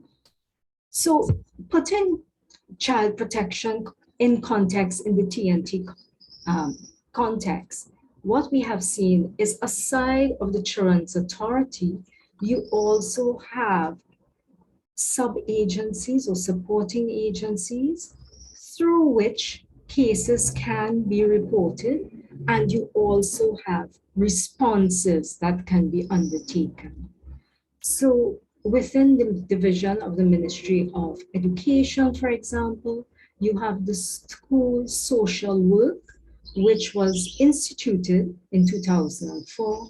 And basically, this division, or actually it's a student support services division, sorry, from which you have the School for Social Work. They seek to identify who are some of those children at risk and work with these children and families. The Child Protection Unit, that should be one that we're very familiar with. We hear about it all the time. That comes really under the auspicities of the Trinidad and Tobago Police Service, established in 2015. And what are they mandated to do? Well, they look at investigating crimes against children, namely child abuse, abandonment, endangerment, and maltreatment. This area, of course, is highly sensitive given the nature of the crimes that they're required to investigate. And then you have the children's court, and nobody could dispute the importance of having an arm of the judiciary to seek to provide guidance on matters involving children in conflict with the law, children in need of care and protection, and children in need of supervision. And then you have the Child Line, which is an NGO, and you do have quite a number of non-governmental organizations that support in this area of childcare and protection. And that Child Line is there to provide counseling service, but very importantly, they have a hotline service which has been used extensively, more so given the last 2 years with the ongoing COVID-19 pandemic. And this is where we have been sourcing some of our data to inform our findings and recommendations. So it's of course mandatory, as you're aware, that child abuse, child sexual abuse should be addressed. And these are really part of the Children's Act, namely sections 9 and 10, 18 and 19, and then you have the Sexual Offences Act. So the legislation is in place to provide that kind of context. But very importantly, in 2016, you have what's known as the Judges' Rules for Children. And this was a very important piece of legislation that's passed because it serves to support what primarily the police service are being asked to conduct and examine and analyze and investigate in this area of child abuse, but also by other personnel and organizations that would be asked to provide some type of support in the investigation of child abuse cases. So what were some of those provisions outlined by this particular act or regulation? So it seeks to look at what is in the best interest of a child. It covers what is part of the UNCRC, which is the Convention on the Rights of a Child. So you want to make sure that you uphold their rights, that there is that respect and decency for racial and cultural identity. You want to preserve the family unit, and in so doing, look and examine ways of strengthening that unit. Maintain education. Education is important, understanding what child abuse is. We just heard Dr. St. Bernard talk about defining definitions associated with child care, child protection. And these are important in terms of having a proper understanding and awareness on these concepts. Parental authority. It becomes very tricky when you have to intervene in cases of child abuse, and what you can, to what extent the state can respond, and in so doing, not infringe on parental rights. And then, of course, children being accountable for their actions. More and more we're seeing in our landscape, children becoming involved in different activities, even under this heading of children abuse. So how can we also ensure at this level that there are appropriate changes in terms of the mindset. That's where our psychology and sociology comes in. But how could we also make them accountable for their actions? So these different types of regulation allows for, the proper addressal of some of the issues associated with child abuse, and more importantly, how we could better tackle child promotion and enhance strategies and efforts towards this cause. So I'll turn it over to my colleague now, who will continue with the presentation, looking at the umbrella organization, the Children's Authority, and speaking about their role. Thank you very much, Dr. Shami. Dr. Shami, can I ask you to unshare screen so that I may share my screen, please? Thank you. Certainly. Yes. Lovely. So Dr. Shami has given us a good context, excellent background that helps us to understand the context of child protection in Trinidad and Tobago. So what we already see is that there are legislations, there are state decisions that have been taken to ensure that all agencies that are acting, that are intervening and interacting with children in difficult circumstances, children in conflict with the law, are acting consistent with the commitments that we've made in the CRC. So Dr. Shami also mentioned that the Children's Authority of Trinidad and Tobago was established, that was informed by this package of legislation as well as and guided by the judge's rules for children as well. So the Children's Authority of Trinidad and Tobago is mandated to deal with all aspects of childcare and protection, and they carry out a number of services. They receive reports, they investigate the reports, they have a hotline. They make applications to the court, so they appear in the children's court in respect of children's matters. They also identify children in need of safe placement and place children. And within recent years, they have also started to run their own places of safety that fall under the Children's Authority, in addition to using some of the facilities that exist and that shared some of their insights as part of this project. So as I said before, the Children's Authority carries out a number of duties. They oversee a foster care system, establish and overseeing a foster care system. They oversee community residences, as I mentioned. They oversee all nurseries. They oversee all adoptions within and outside of Trinidad and Tobago.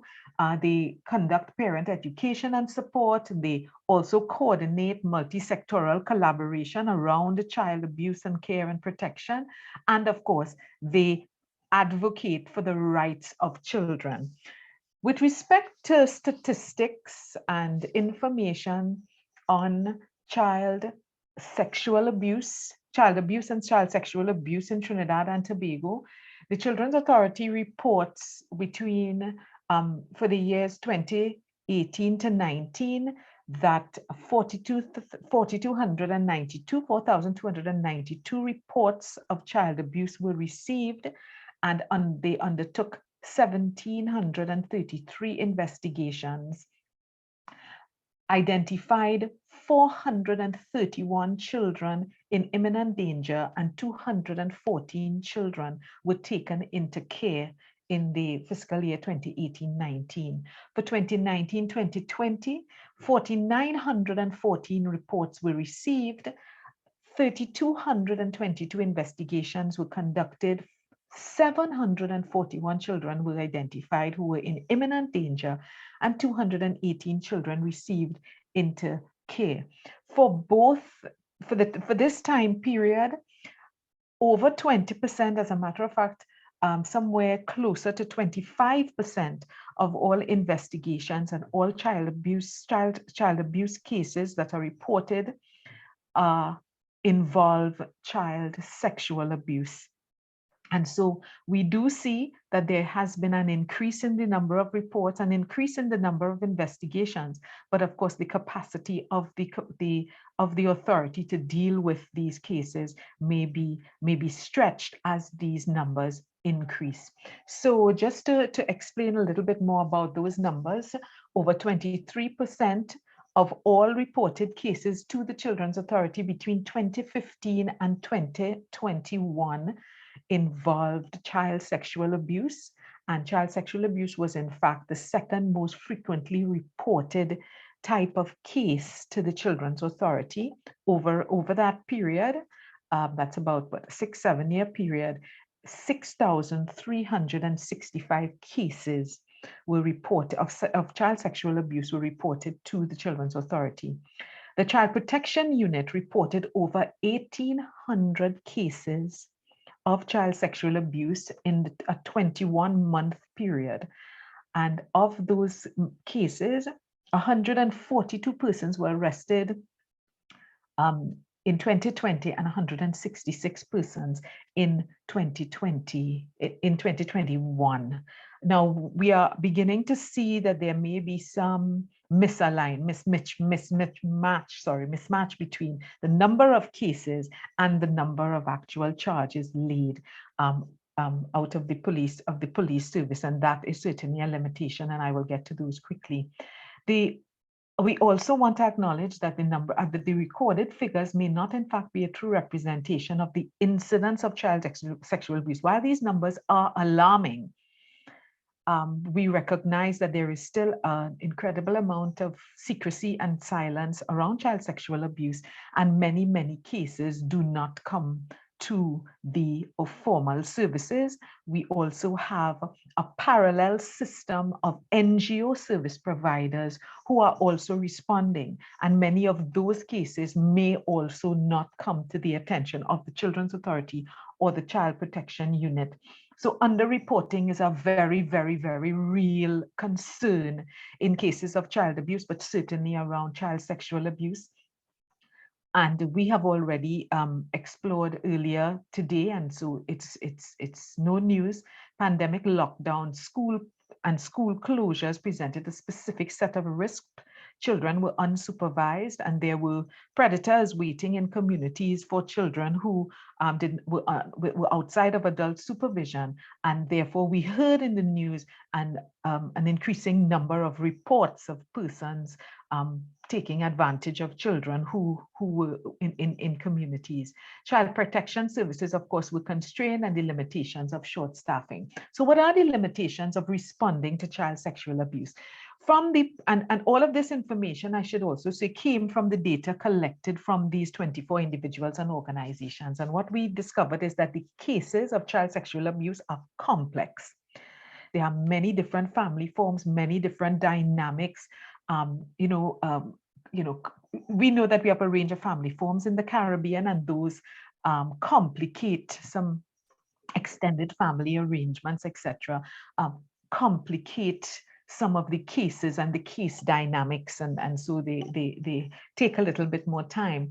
The children themselves who share some of their stories with practitioners, they feel bound to secrecy, and they themselves are trying to protect the adults, trying to protect the extended family. In the case of a person who's being abused by an adult male in the home, they may be trying to protect their mother or their siblings. What will happen to them if this person, if they tell, or if it's known that they are talking about this? Adult non-reporting, which we spoke about, and I have been very vocal, specifically with respect to the reports in Trinidad and Tobago. Here, the reports that have come to light in respect of the child sexual abuse that has occurred in our institutions and other kinds of abuses that have occurred. I am very vocal about the complicity of adults in children's abuse. That adult secrecy or adult silence compounds the issues for children and places children at greater risk. Limited capacity of services to meet the demand, which we had spoken about before. A tremendous backlog. At this point, Children's Authority is trying to play catch up. There's a tremendous backlog of cases, and so old cases are still waiting to be processed, and new cases are coming in every day. There is the psycho-emotional content in working with child sexual abuse cases is just so high. and it puts a lot of demand on professionals. Service providers do feel under-equipped to deal with child sexual abuse. They don't know what to do with this. They don't know where to go. They don't know how, and they don't know how to deal with their own feelings, first of all, in order to always respond appropriately to children.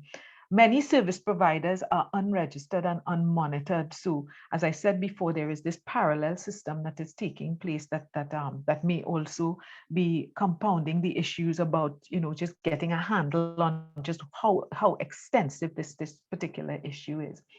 An important point here is that child protection services have no authority to protect or require removal of offending adults.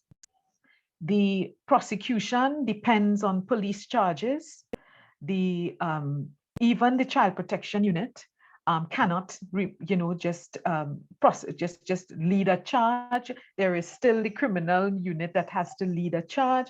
The Children's Authority cannot lead a charge, even though there is a child at risk. So that there is this complex issue of children remaining in unsafe situations with adults. The removal of children is a complex issue, very, very complex dilemma. And the question is whether children are really safer in so-called places of safety. And again, the reports that we have seen over these last years have also raised some questions about that. The case investigations around the child abuse and child sexual abuse can be protracted and re-traumatizing for children. They have to tell their stories over and over and over and be questioned and interrogated, and their recall questioned. And that is painful. It is painful. And I know of children, I know these are anecdotes, but I do know of children who are very, their mental health has been very compromised by the re-traumatizing of these investigations. There could also be a misalignment of service response, that there are different protocols, different procedures, different priorities, and different timelines. I know that my time must be up, so I'm just going to get to my last slide. These are some recommendations that we wish to put forward with respect to dealing with child abuse, child protection, child sexual abuse, that we do need another public education drive around child sexual abuse. The forms of child sexual abuse have also expanded when we start to include things like sexual grooming, sexual grooming of children, sexual grooming of adolescents, and that we don't always recognize that as child sexual abuse. So public education has to be back on our agenda. Alignment of responses across agencies, creating safe spaces for children to talk and share, because the data will show, and that's some of the data from our surveys show that children are more likely to talk to other children, and so about what's happening to them. So creating safe spaces where children can talk, to emphasize adult responsibility for children's protection, and maybe less attention on children's responsibility to stay safe from offending adults. I think there is a miscommunication in those messages to children. Consistent collection and collation of child protection data and shared information, and of course, closer collaboration between state agencies and NGOs. Thank you, everybody, for this time. Thank you for listening, and I hand back over to our chair. Thank you so much, Dr. DeCuries and Dr. Chami, for this wonderful presentation. And due to the interest of time, we will be moving straight into the last presentation. And this presentation will be done by Sophia King. And the title of her presentation is Child Protection and Overcoming COVID-19 Challenges in the Delivery of Primary Education in Trinidad and Tobago, a case study of local non-government organization.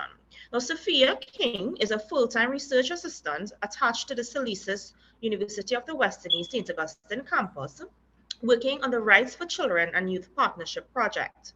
She is currently a PhD student in sociology. Her dissertation focuses on the impact of social media on youth well-being. Her goal is to promote social media policies in all schools in Trinidad and Tobago.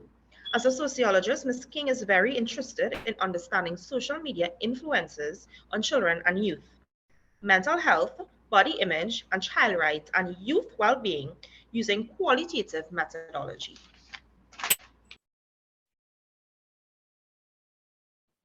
Thank you, Victoria. My name is Hapia King. The non-presenters are Dr. Godfrey Simbadan and Shavana Shankar. I will be presenting on child protection and overcoming COVID-19 challenges in the delivery of primary education in Trinidad and Tobago, a case study of local non-government organization. There are 39 children homes in Trinidad and Tobago. The Trinidad Authority is a specialized agency that licenses and manages all these homes. In addition to this, the children home and foster care providers must ensure that children have access to education consistent of the CRC mandate.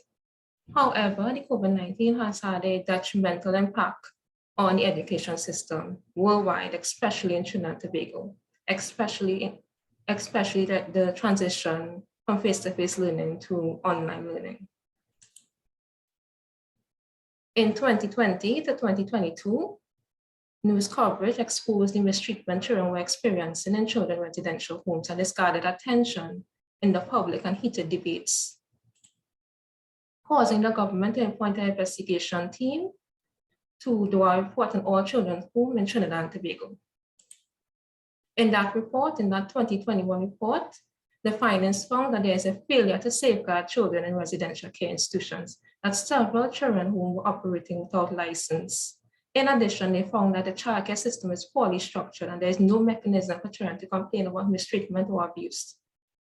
In addition, there is also a lack of structure and educational activities during the COVID-19 pandemic. I would like to compare UNICEF 2017 report to the 2021 report. UNICEF 2017 states a gap analysis study in Trinidad and Tobago in 2002 covered 50 children homes, serving 850 children. The analysis found that there were several unlicensed homes struggling to deliver quality care, as well as management issues such as staff, record keeping, funding, and complaint issues. Most importantly, the research found that over half of the residences could not satisfy the individual care plan requirement for children. So as you can see, the same issue, the issues that were impacting children home in 2002 are still impacting children home in 2021. The aims and objectives of this study. This study examines the experience of a small NGO in Trinidad and Tobago that sought to fulfill the mandate of the CRC despite constraints. In particular, the study seeks to describe systemic factors that have facilitated success and enable a small NGO to strive and achieve its goal of delivering primary education services to its charges. Lastly, to understand the challenges that small NGOs encounter when providing services to children in need of care and protection. This data was collected for the Rights for Children and Youth Partnership Project. It addresses the child protection team. This research focuses on the experience of a small NGO providing custodial care for less than 15 children aged 3 to 11 years old.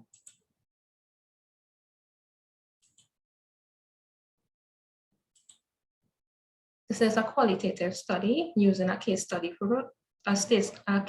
approach. We did an in-depth interview with one staff member of the home. We transcribed that audio and we used thematic analysis to obtain our findings. Before I reach to our findings, I will give you a background on the home. This is a faith-based home established in the 2000s. It targets children from 18 months to approximately 12 years old and do not cater for teenagers. It's partly funded by the government of Trinidad and Tobago, and it receives assistance from faith-based groups and fundraising campaigns. It operates under the regulation of Trinidad Authority of Trinidad and Tobago. These are the 3 findings that emerged from the data. 1, dedication and resilience. Dedication, for example, participant 1, the staff member stated, well, the vision really is to care, to make sure that our children, well, of course, we can only do so much, but we are part of the process of caring, guiding, and making sure that the children under our care are taken care to the best of our ability, both physically, mentally, and educationally, because we do try our best to make sure that our children are educated to the best of our being. We make sure that their education, their health, both those situations are being cared for, and the recent vision and the mission is to take care of these children who are placed on our care for the period that they are here, to make sure that they are very well taken care of. The vision, as I said, so that when they leave here, they can make a positive impact in on the society. Resilience. The home continues to state that there's only 3 staff members in this home. Yes, 3 of us. The other caregiver who has to do other things, clean, cook, answer the phone and everything, do chip in, you know. So we are working as a team here, but it is not easy. So I did put a call for an organization. That we need assistance, right? We didn't get that, but we got assistance from a donor organization with devices, right? So branches following branches, right? So some give us cash, some of them bought devices, right? We have an accountant, he's working on getting us a Wi-Fi router. So that again, we have to get donations in cash. People prefer to give donations in kind, food stuff, and so forth. We have experienced almost half to 3/4 donation and cash because of this COVID. And of course, the whole situation in the country where things are much more difficult. So we are experiencing problems in cash flow, right? And we are working with the children home, and things are happening slowly but surely. So as you can see, the education and resilience remain a recurrent thread in the interview data. The second theme is education and COVID-19 challenges. For example, we are in COVID again, right? Our caregivers are not teachers, but we try our best to make sure on an afternoon, you got homework, you got reading and stuff, we make sure that is done. So children are doing their homework in the computer room as best as we can with whatever devices that we have. So we do have a member of staff who is okay with the technology, or even I, and we don't take education simply. We know it, and it is important to the child. We allow the child to have as much, you know. So all our children have devices, okay? We have a computer room, computers that are really updated, and we got some webcams and we are working. The Wi-Fi is not enough, let's say that. So right now we are trying to get something called a router. In the beginning of the COVID, my phone was almost backed up because we didn't have devices. So the teachers sent it to my phone. So I had about 3 to 4 teachers on my phone sending work for me. There was a whole of confusion there, but that happens. They take the picture and send it to the teacher. The teacher examines it, and you hear and you see the teacher put a tick or say very good or whatever it is. So that was the criteria for teachers to say whether the child is present or absent. So the teacher has his or her stuff to record and send to the ministry. So this is how the children who provide the education to their children and the challenges they face with the COVID-19. The last theme is financial challenges, the lack of human and financial resources. For example, this one. To be truthful, right now we are going through a lot of financial difficulties. The committee is recommending certain things. At least they are putting together a little package so we can get some assistance at the home. As far as the education of a child is concerned, as far as improving the amount of funding that we get on a monthly basis, our funding has not happened before the office of the Prime Minister since July, August, September, October, and November. So there is a shortfall in the funding. We are speaking to them about the funding because staff have to be paid. And when staff is not paid, you know what happens. So yeah, we have a committee working with the office of the Prime Minister that you want to put recommendations to. Recommendations as far as education is a concern, recommendation as far as funding is a concern, recommendation as far as having homes sanitized, having the children in homes receive flu vaccines, having the home receive subventions. And if they can offer a stipend, we can try to get persons to assist with the children education. So these are the financial challenges that the home are having. The finance, Children Authority is not adequately fulfilling its mandate to manage these homes. The second, a lack of human and financial support. As I said, there are only 3 staff in a home for less than 15 children. And this can impact children education and well-being. A lack of funds can also lead to qualified and well-trained persons. Also, a lack of the third finance, a lack of staff training and expertise. Due to the pandemic, providers struggle to provide schooling and utilize online platforms. The participant also indicated that they did not receive any training from the government or Children Authority on how to homeschool the children and how to use online platforms. So that was very unfortunate. The last, finance, dedication, and resilience. Good children who have caring staff who want to work with their children and comply to the CRC mandate. However, if they do not have the resources this will hinder their operations in providing care and protection to children. Recommendations. 1. University staff training for children residential home providers. Free training for these providers. 2. The COVID-19 have showed us that we need to be prepared for all situations. So I recommend a specialized online program that is specific to primary school level, a structured and efficient homeschooling system. 3. State coordination and collaboration. 4. Reform of the childcare system. In the 2021 report, it indicated that the childcare system is poorly structured. The other recommendation is having a robust vetting system for hiring staff employees. In all the reports, they indicated a lack of staff training and a lack of qualified staff. So we need a better vetting system. The last recommendation is a standard risk assessment framework for operations of children. Homes must be established in line with the licensing requirements, and there must be clear timelines for compliance. Thank you. So in conclusion, the experience of this home, this NGO, can provide valuable lessons in understanding the factors that support and hinders child rights and well-being in homes. This home is very dedicated and resilient, and they acknowledge the challenges that they face.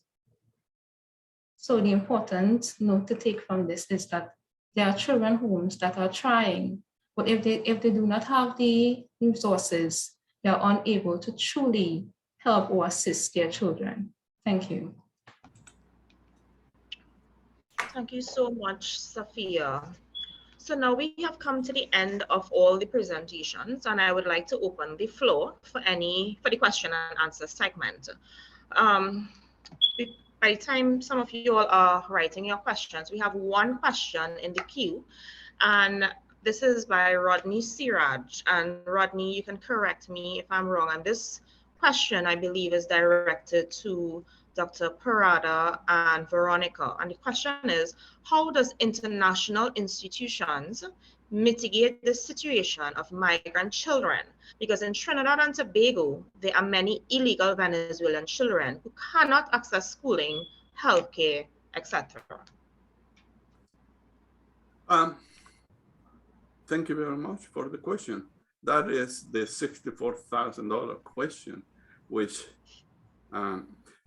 how I see it, okay, from sociological perspective. Once the introduction of neoliberal practice is into the state, create the process that the literature called NGOization.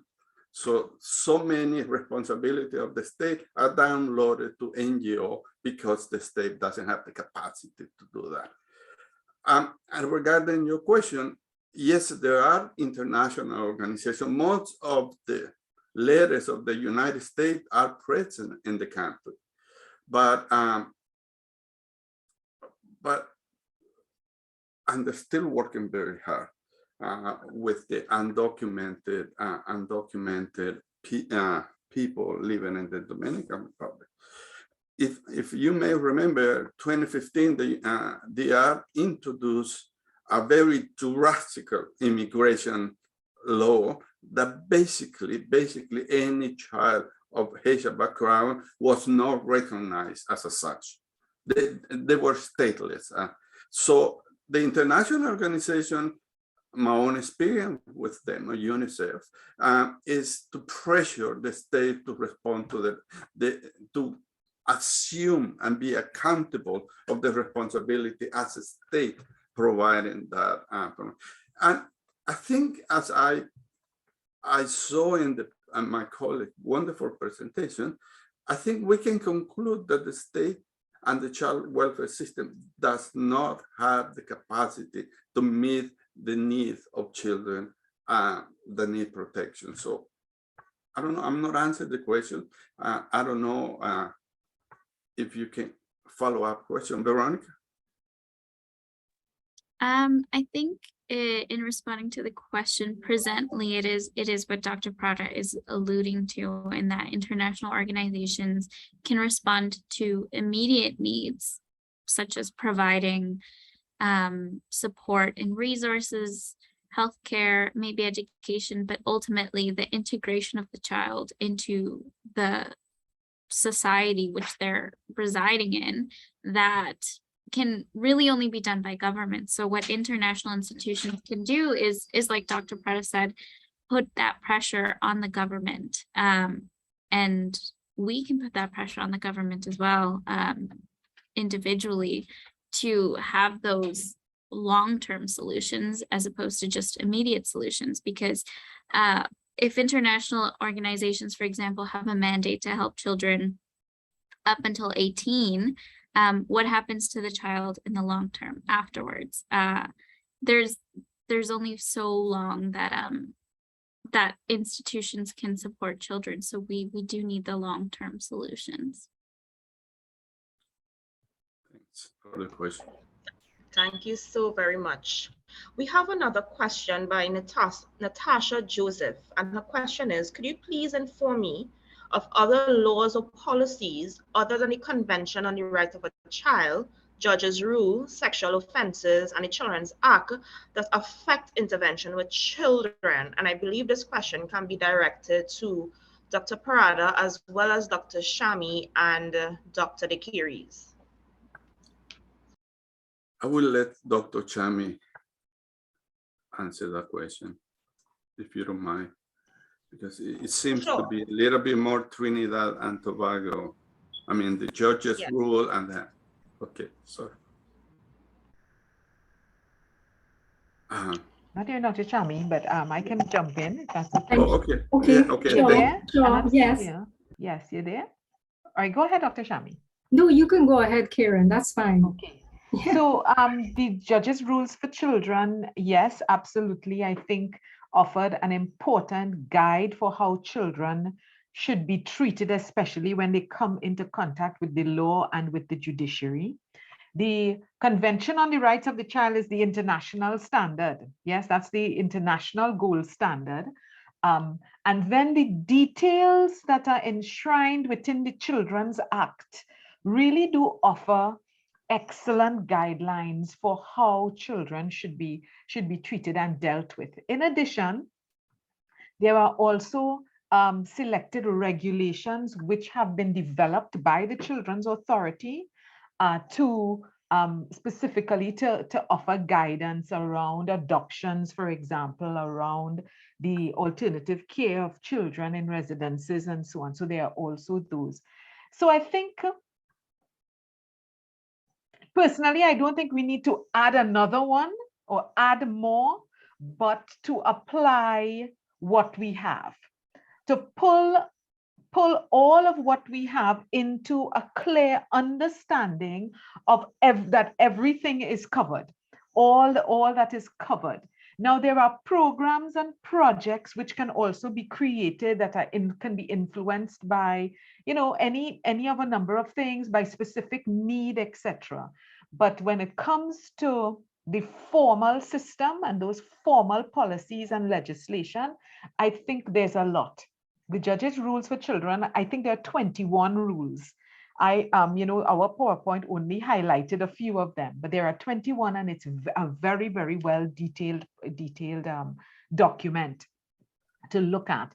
And then the details of the Children's Act, especially the amendments, and the Children's Authority Act as well are important, offer very important guidelines. So I think it's how we apply them and less about adding more. I don't know if I answered the question. Yeah, and if I may just add to what Dr. Natalia Dekiris is saying, I think one of the recommendations coming out of this project, which she articulated, is about sensitizing at the community level, the public level, about the legislation that is in place. And it fits in directly with the question, even before, well, I can only speak for myself, even before becoming part of this project, I knew not what existed on this particular topic. But I think that there needs to be a bit more sensitivity and sensitizing on these regulations and what they can mean in terms of providing support and protection on this area of child abuse and child protection. Victoria, if I may, I know that question was posed by Mr. Siraj. I'm not sure if he wanted to know as well the local context where, you know, the IOM and the UNHCR, which is basically the two main refugee bodies, they do have support systems in place to guide on the area of healthcare and education, more so for the youth or migrant children. So, you know, let's say, for example, UNHCR, they work very closely with Living Waters community, and there are a number of other agencies, NGOs, and they have this Equal Place program that they call. It is available on the UNHCR website, and that's geared towards providing education for migrants. So I'm not aware. I could share that, you know, all the information concerning that, just not to take away from this project, but, you know, there are projects and plans in place at the local level to support healthcare and education for migrant children, Venezuelan migrant children in Trinidad and Tobago. May I very shortly compliment what our colleague said? At least in the Spanish-speaking countries, most of the countries, and I think based on what you described, have the most beautiful, eloquent policies, laws, and procedures. And when you go into the everyday practices of those for the children, there is a big disjuncture. So I believe we as a social science need to understand the policy, absolutely, but also see what's happening in the everyday. Sorry.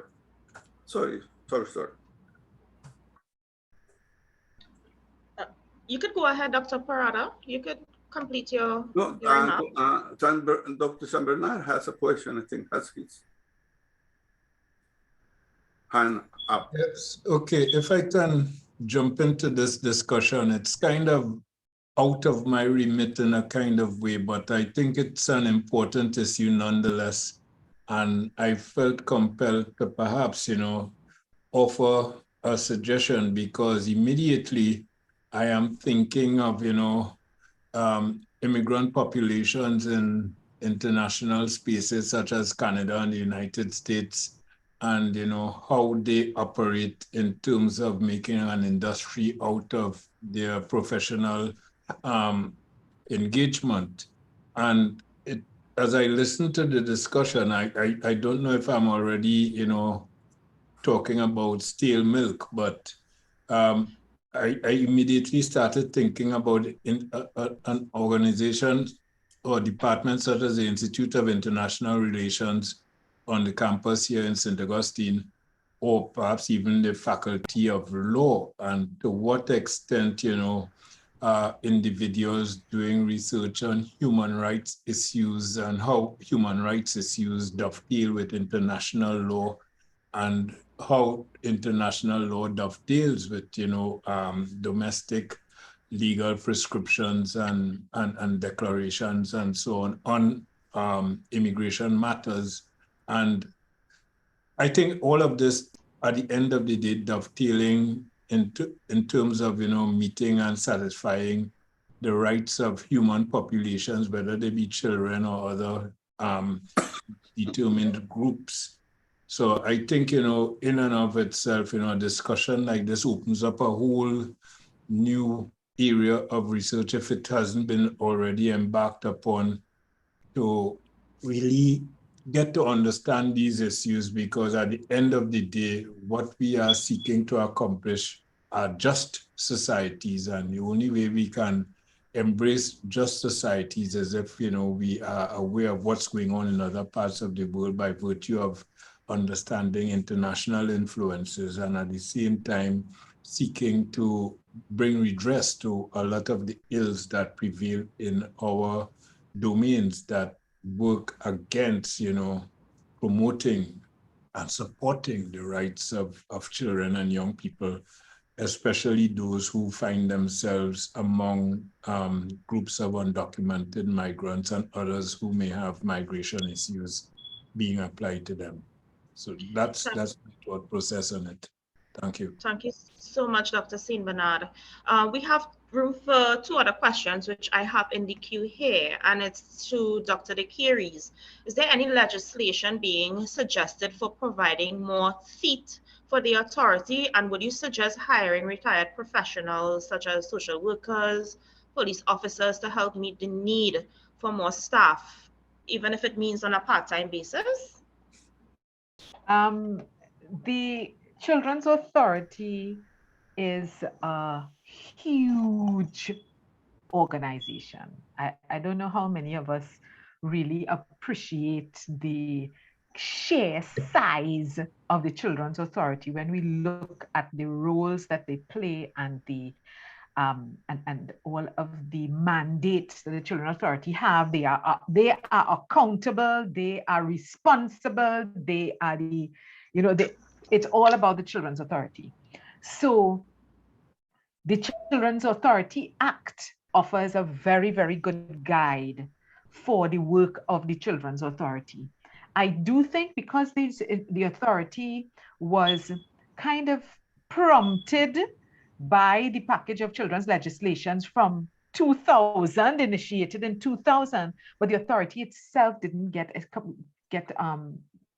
established, installed until 2014.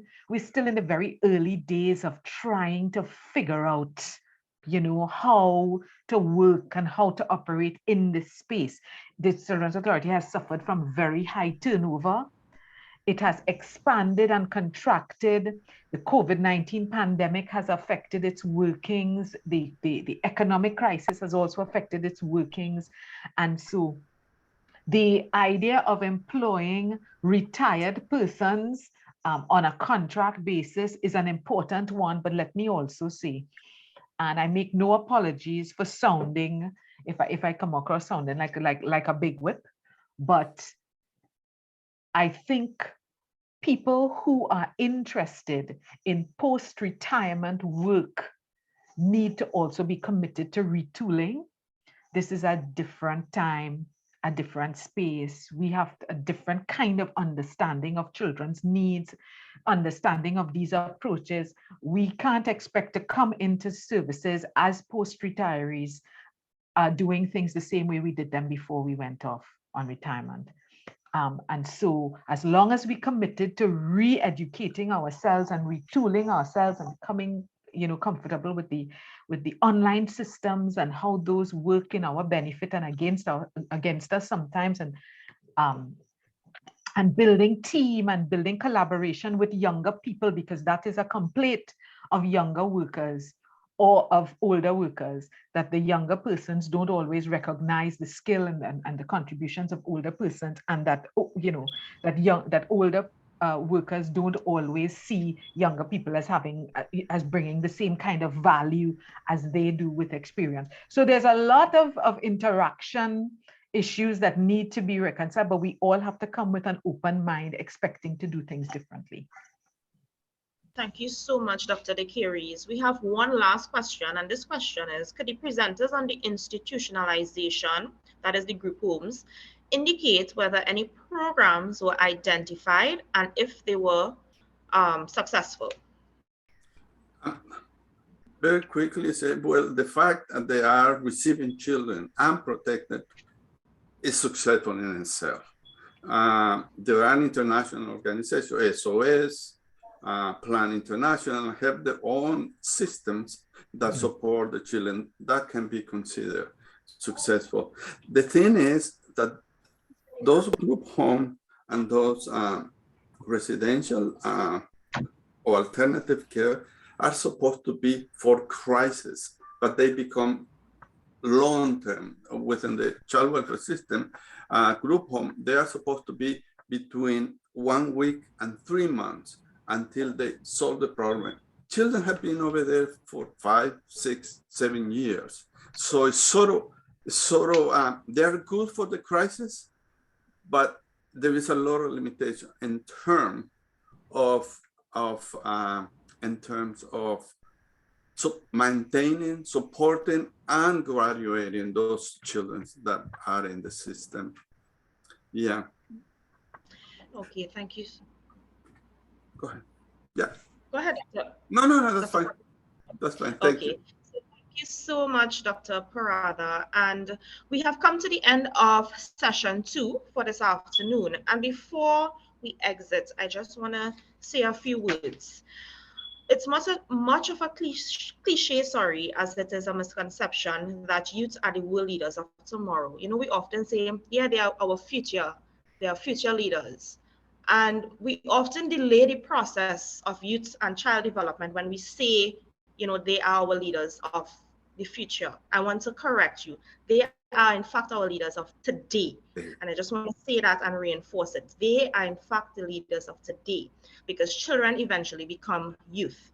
And through the RCYP research work and the research that was presented here today, it gives marginalized and vulnerable children a voice, and it is a voice to be heard through these various thematic areas that were presented here today. So I just want to thank everyone for their attendance, and do stay tuned. We have another session coming up at 1:30. So I do hope to see you all there.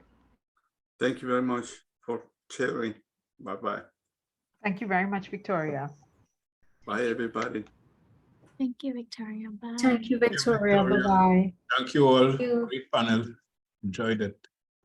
Okay, Doc. Take care.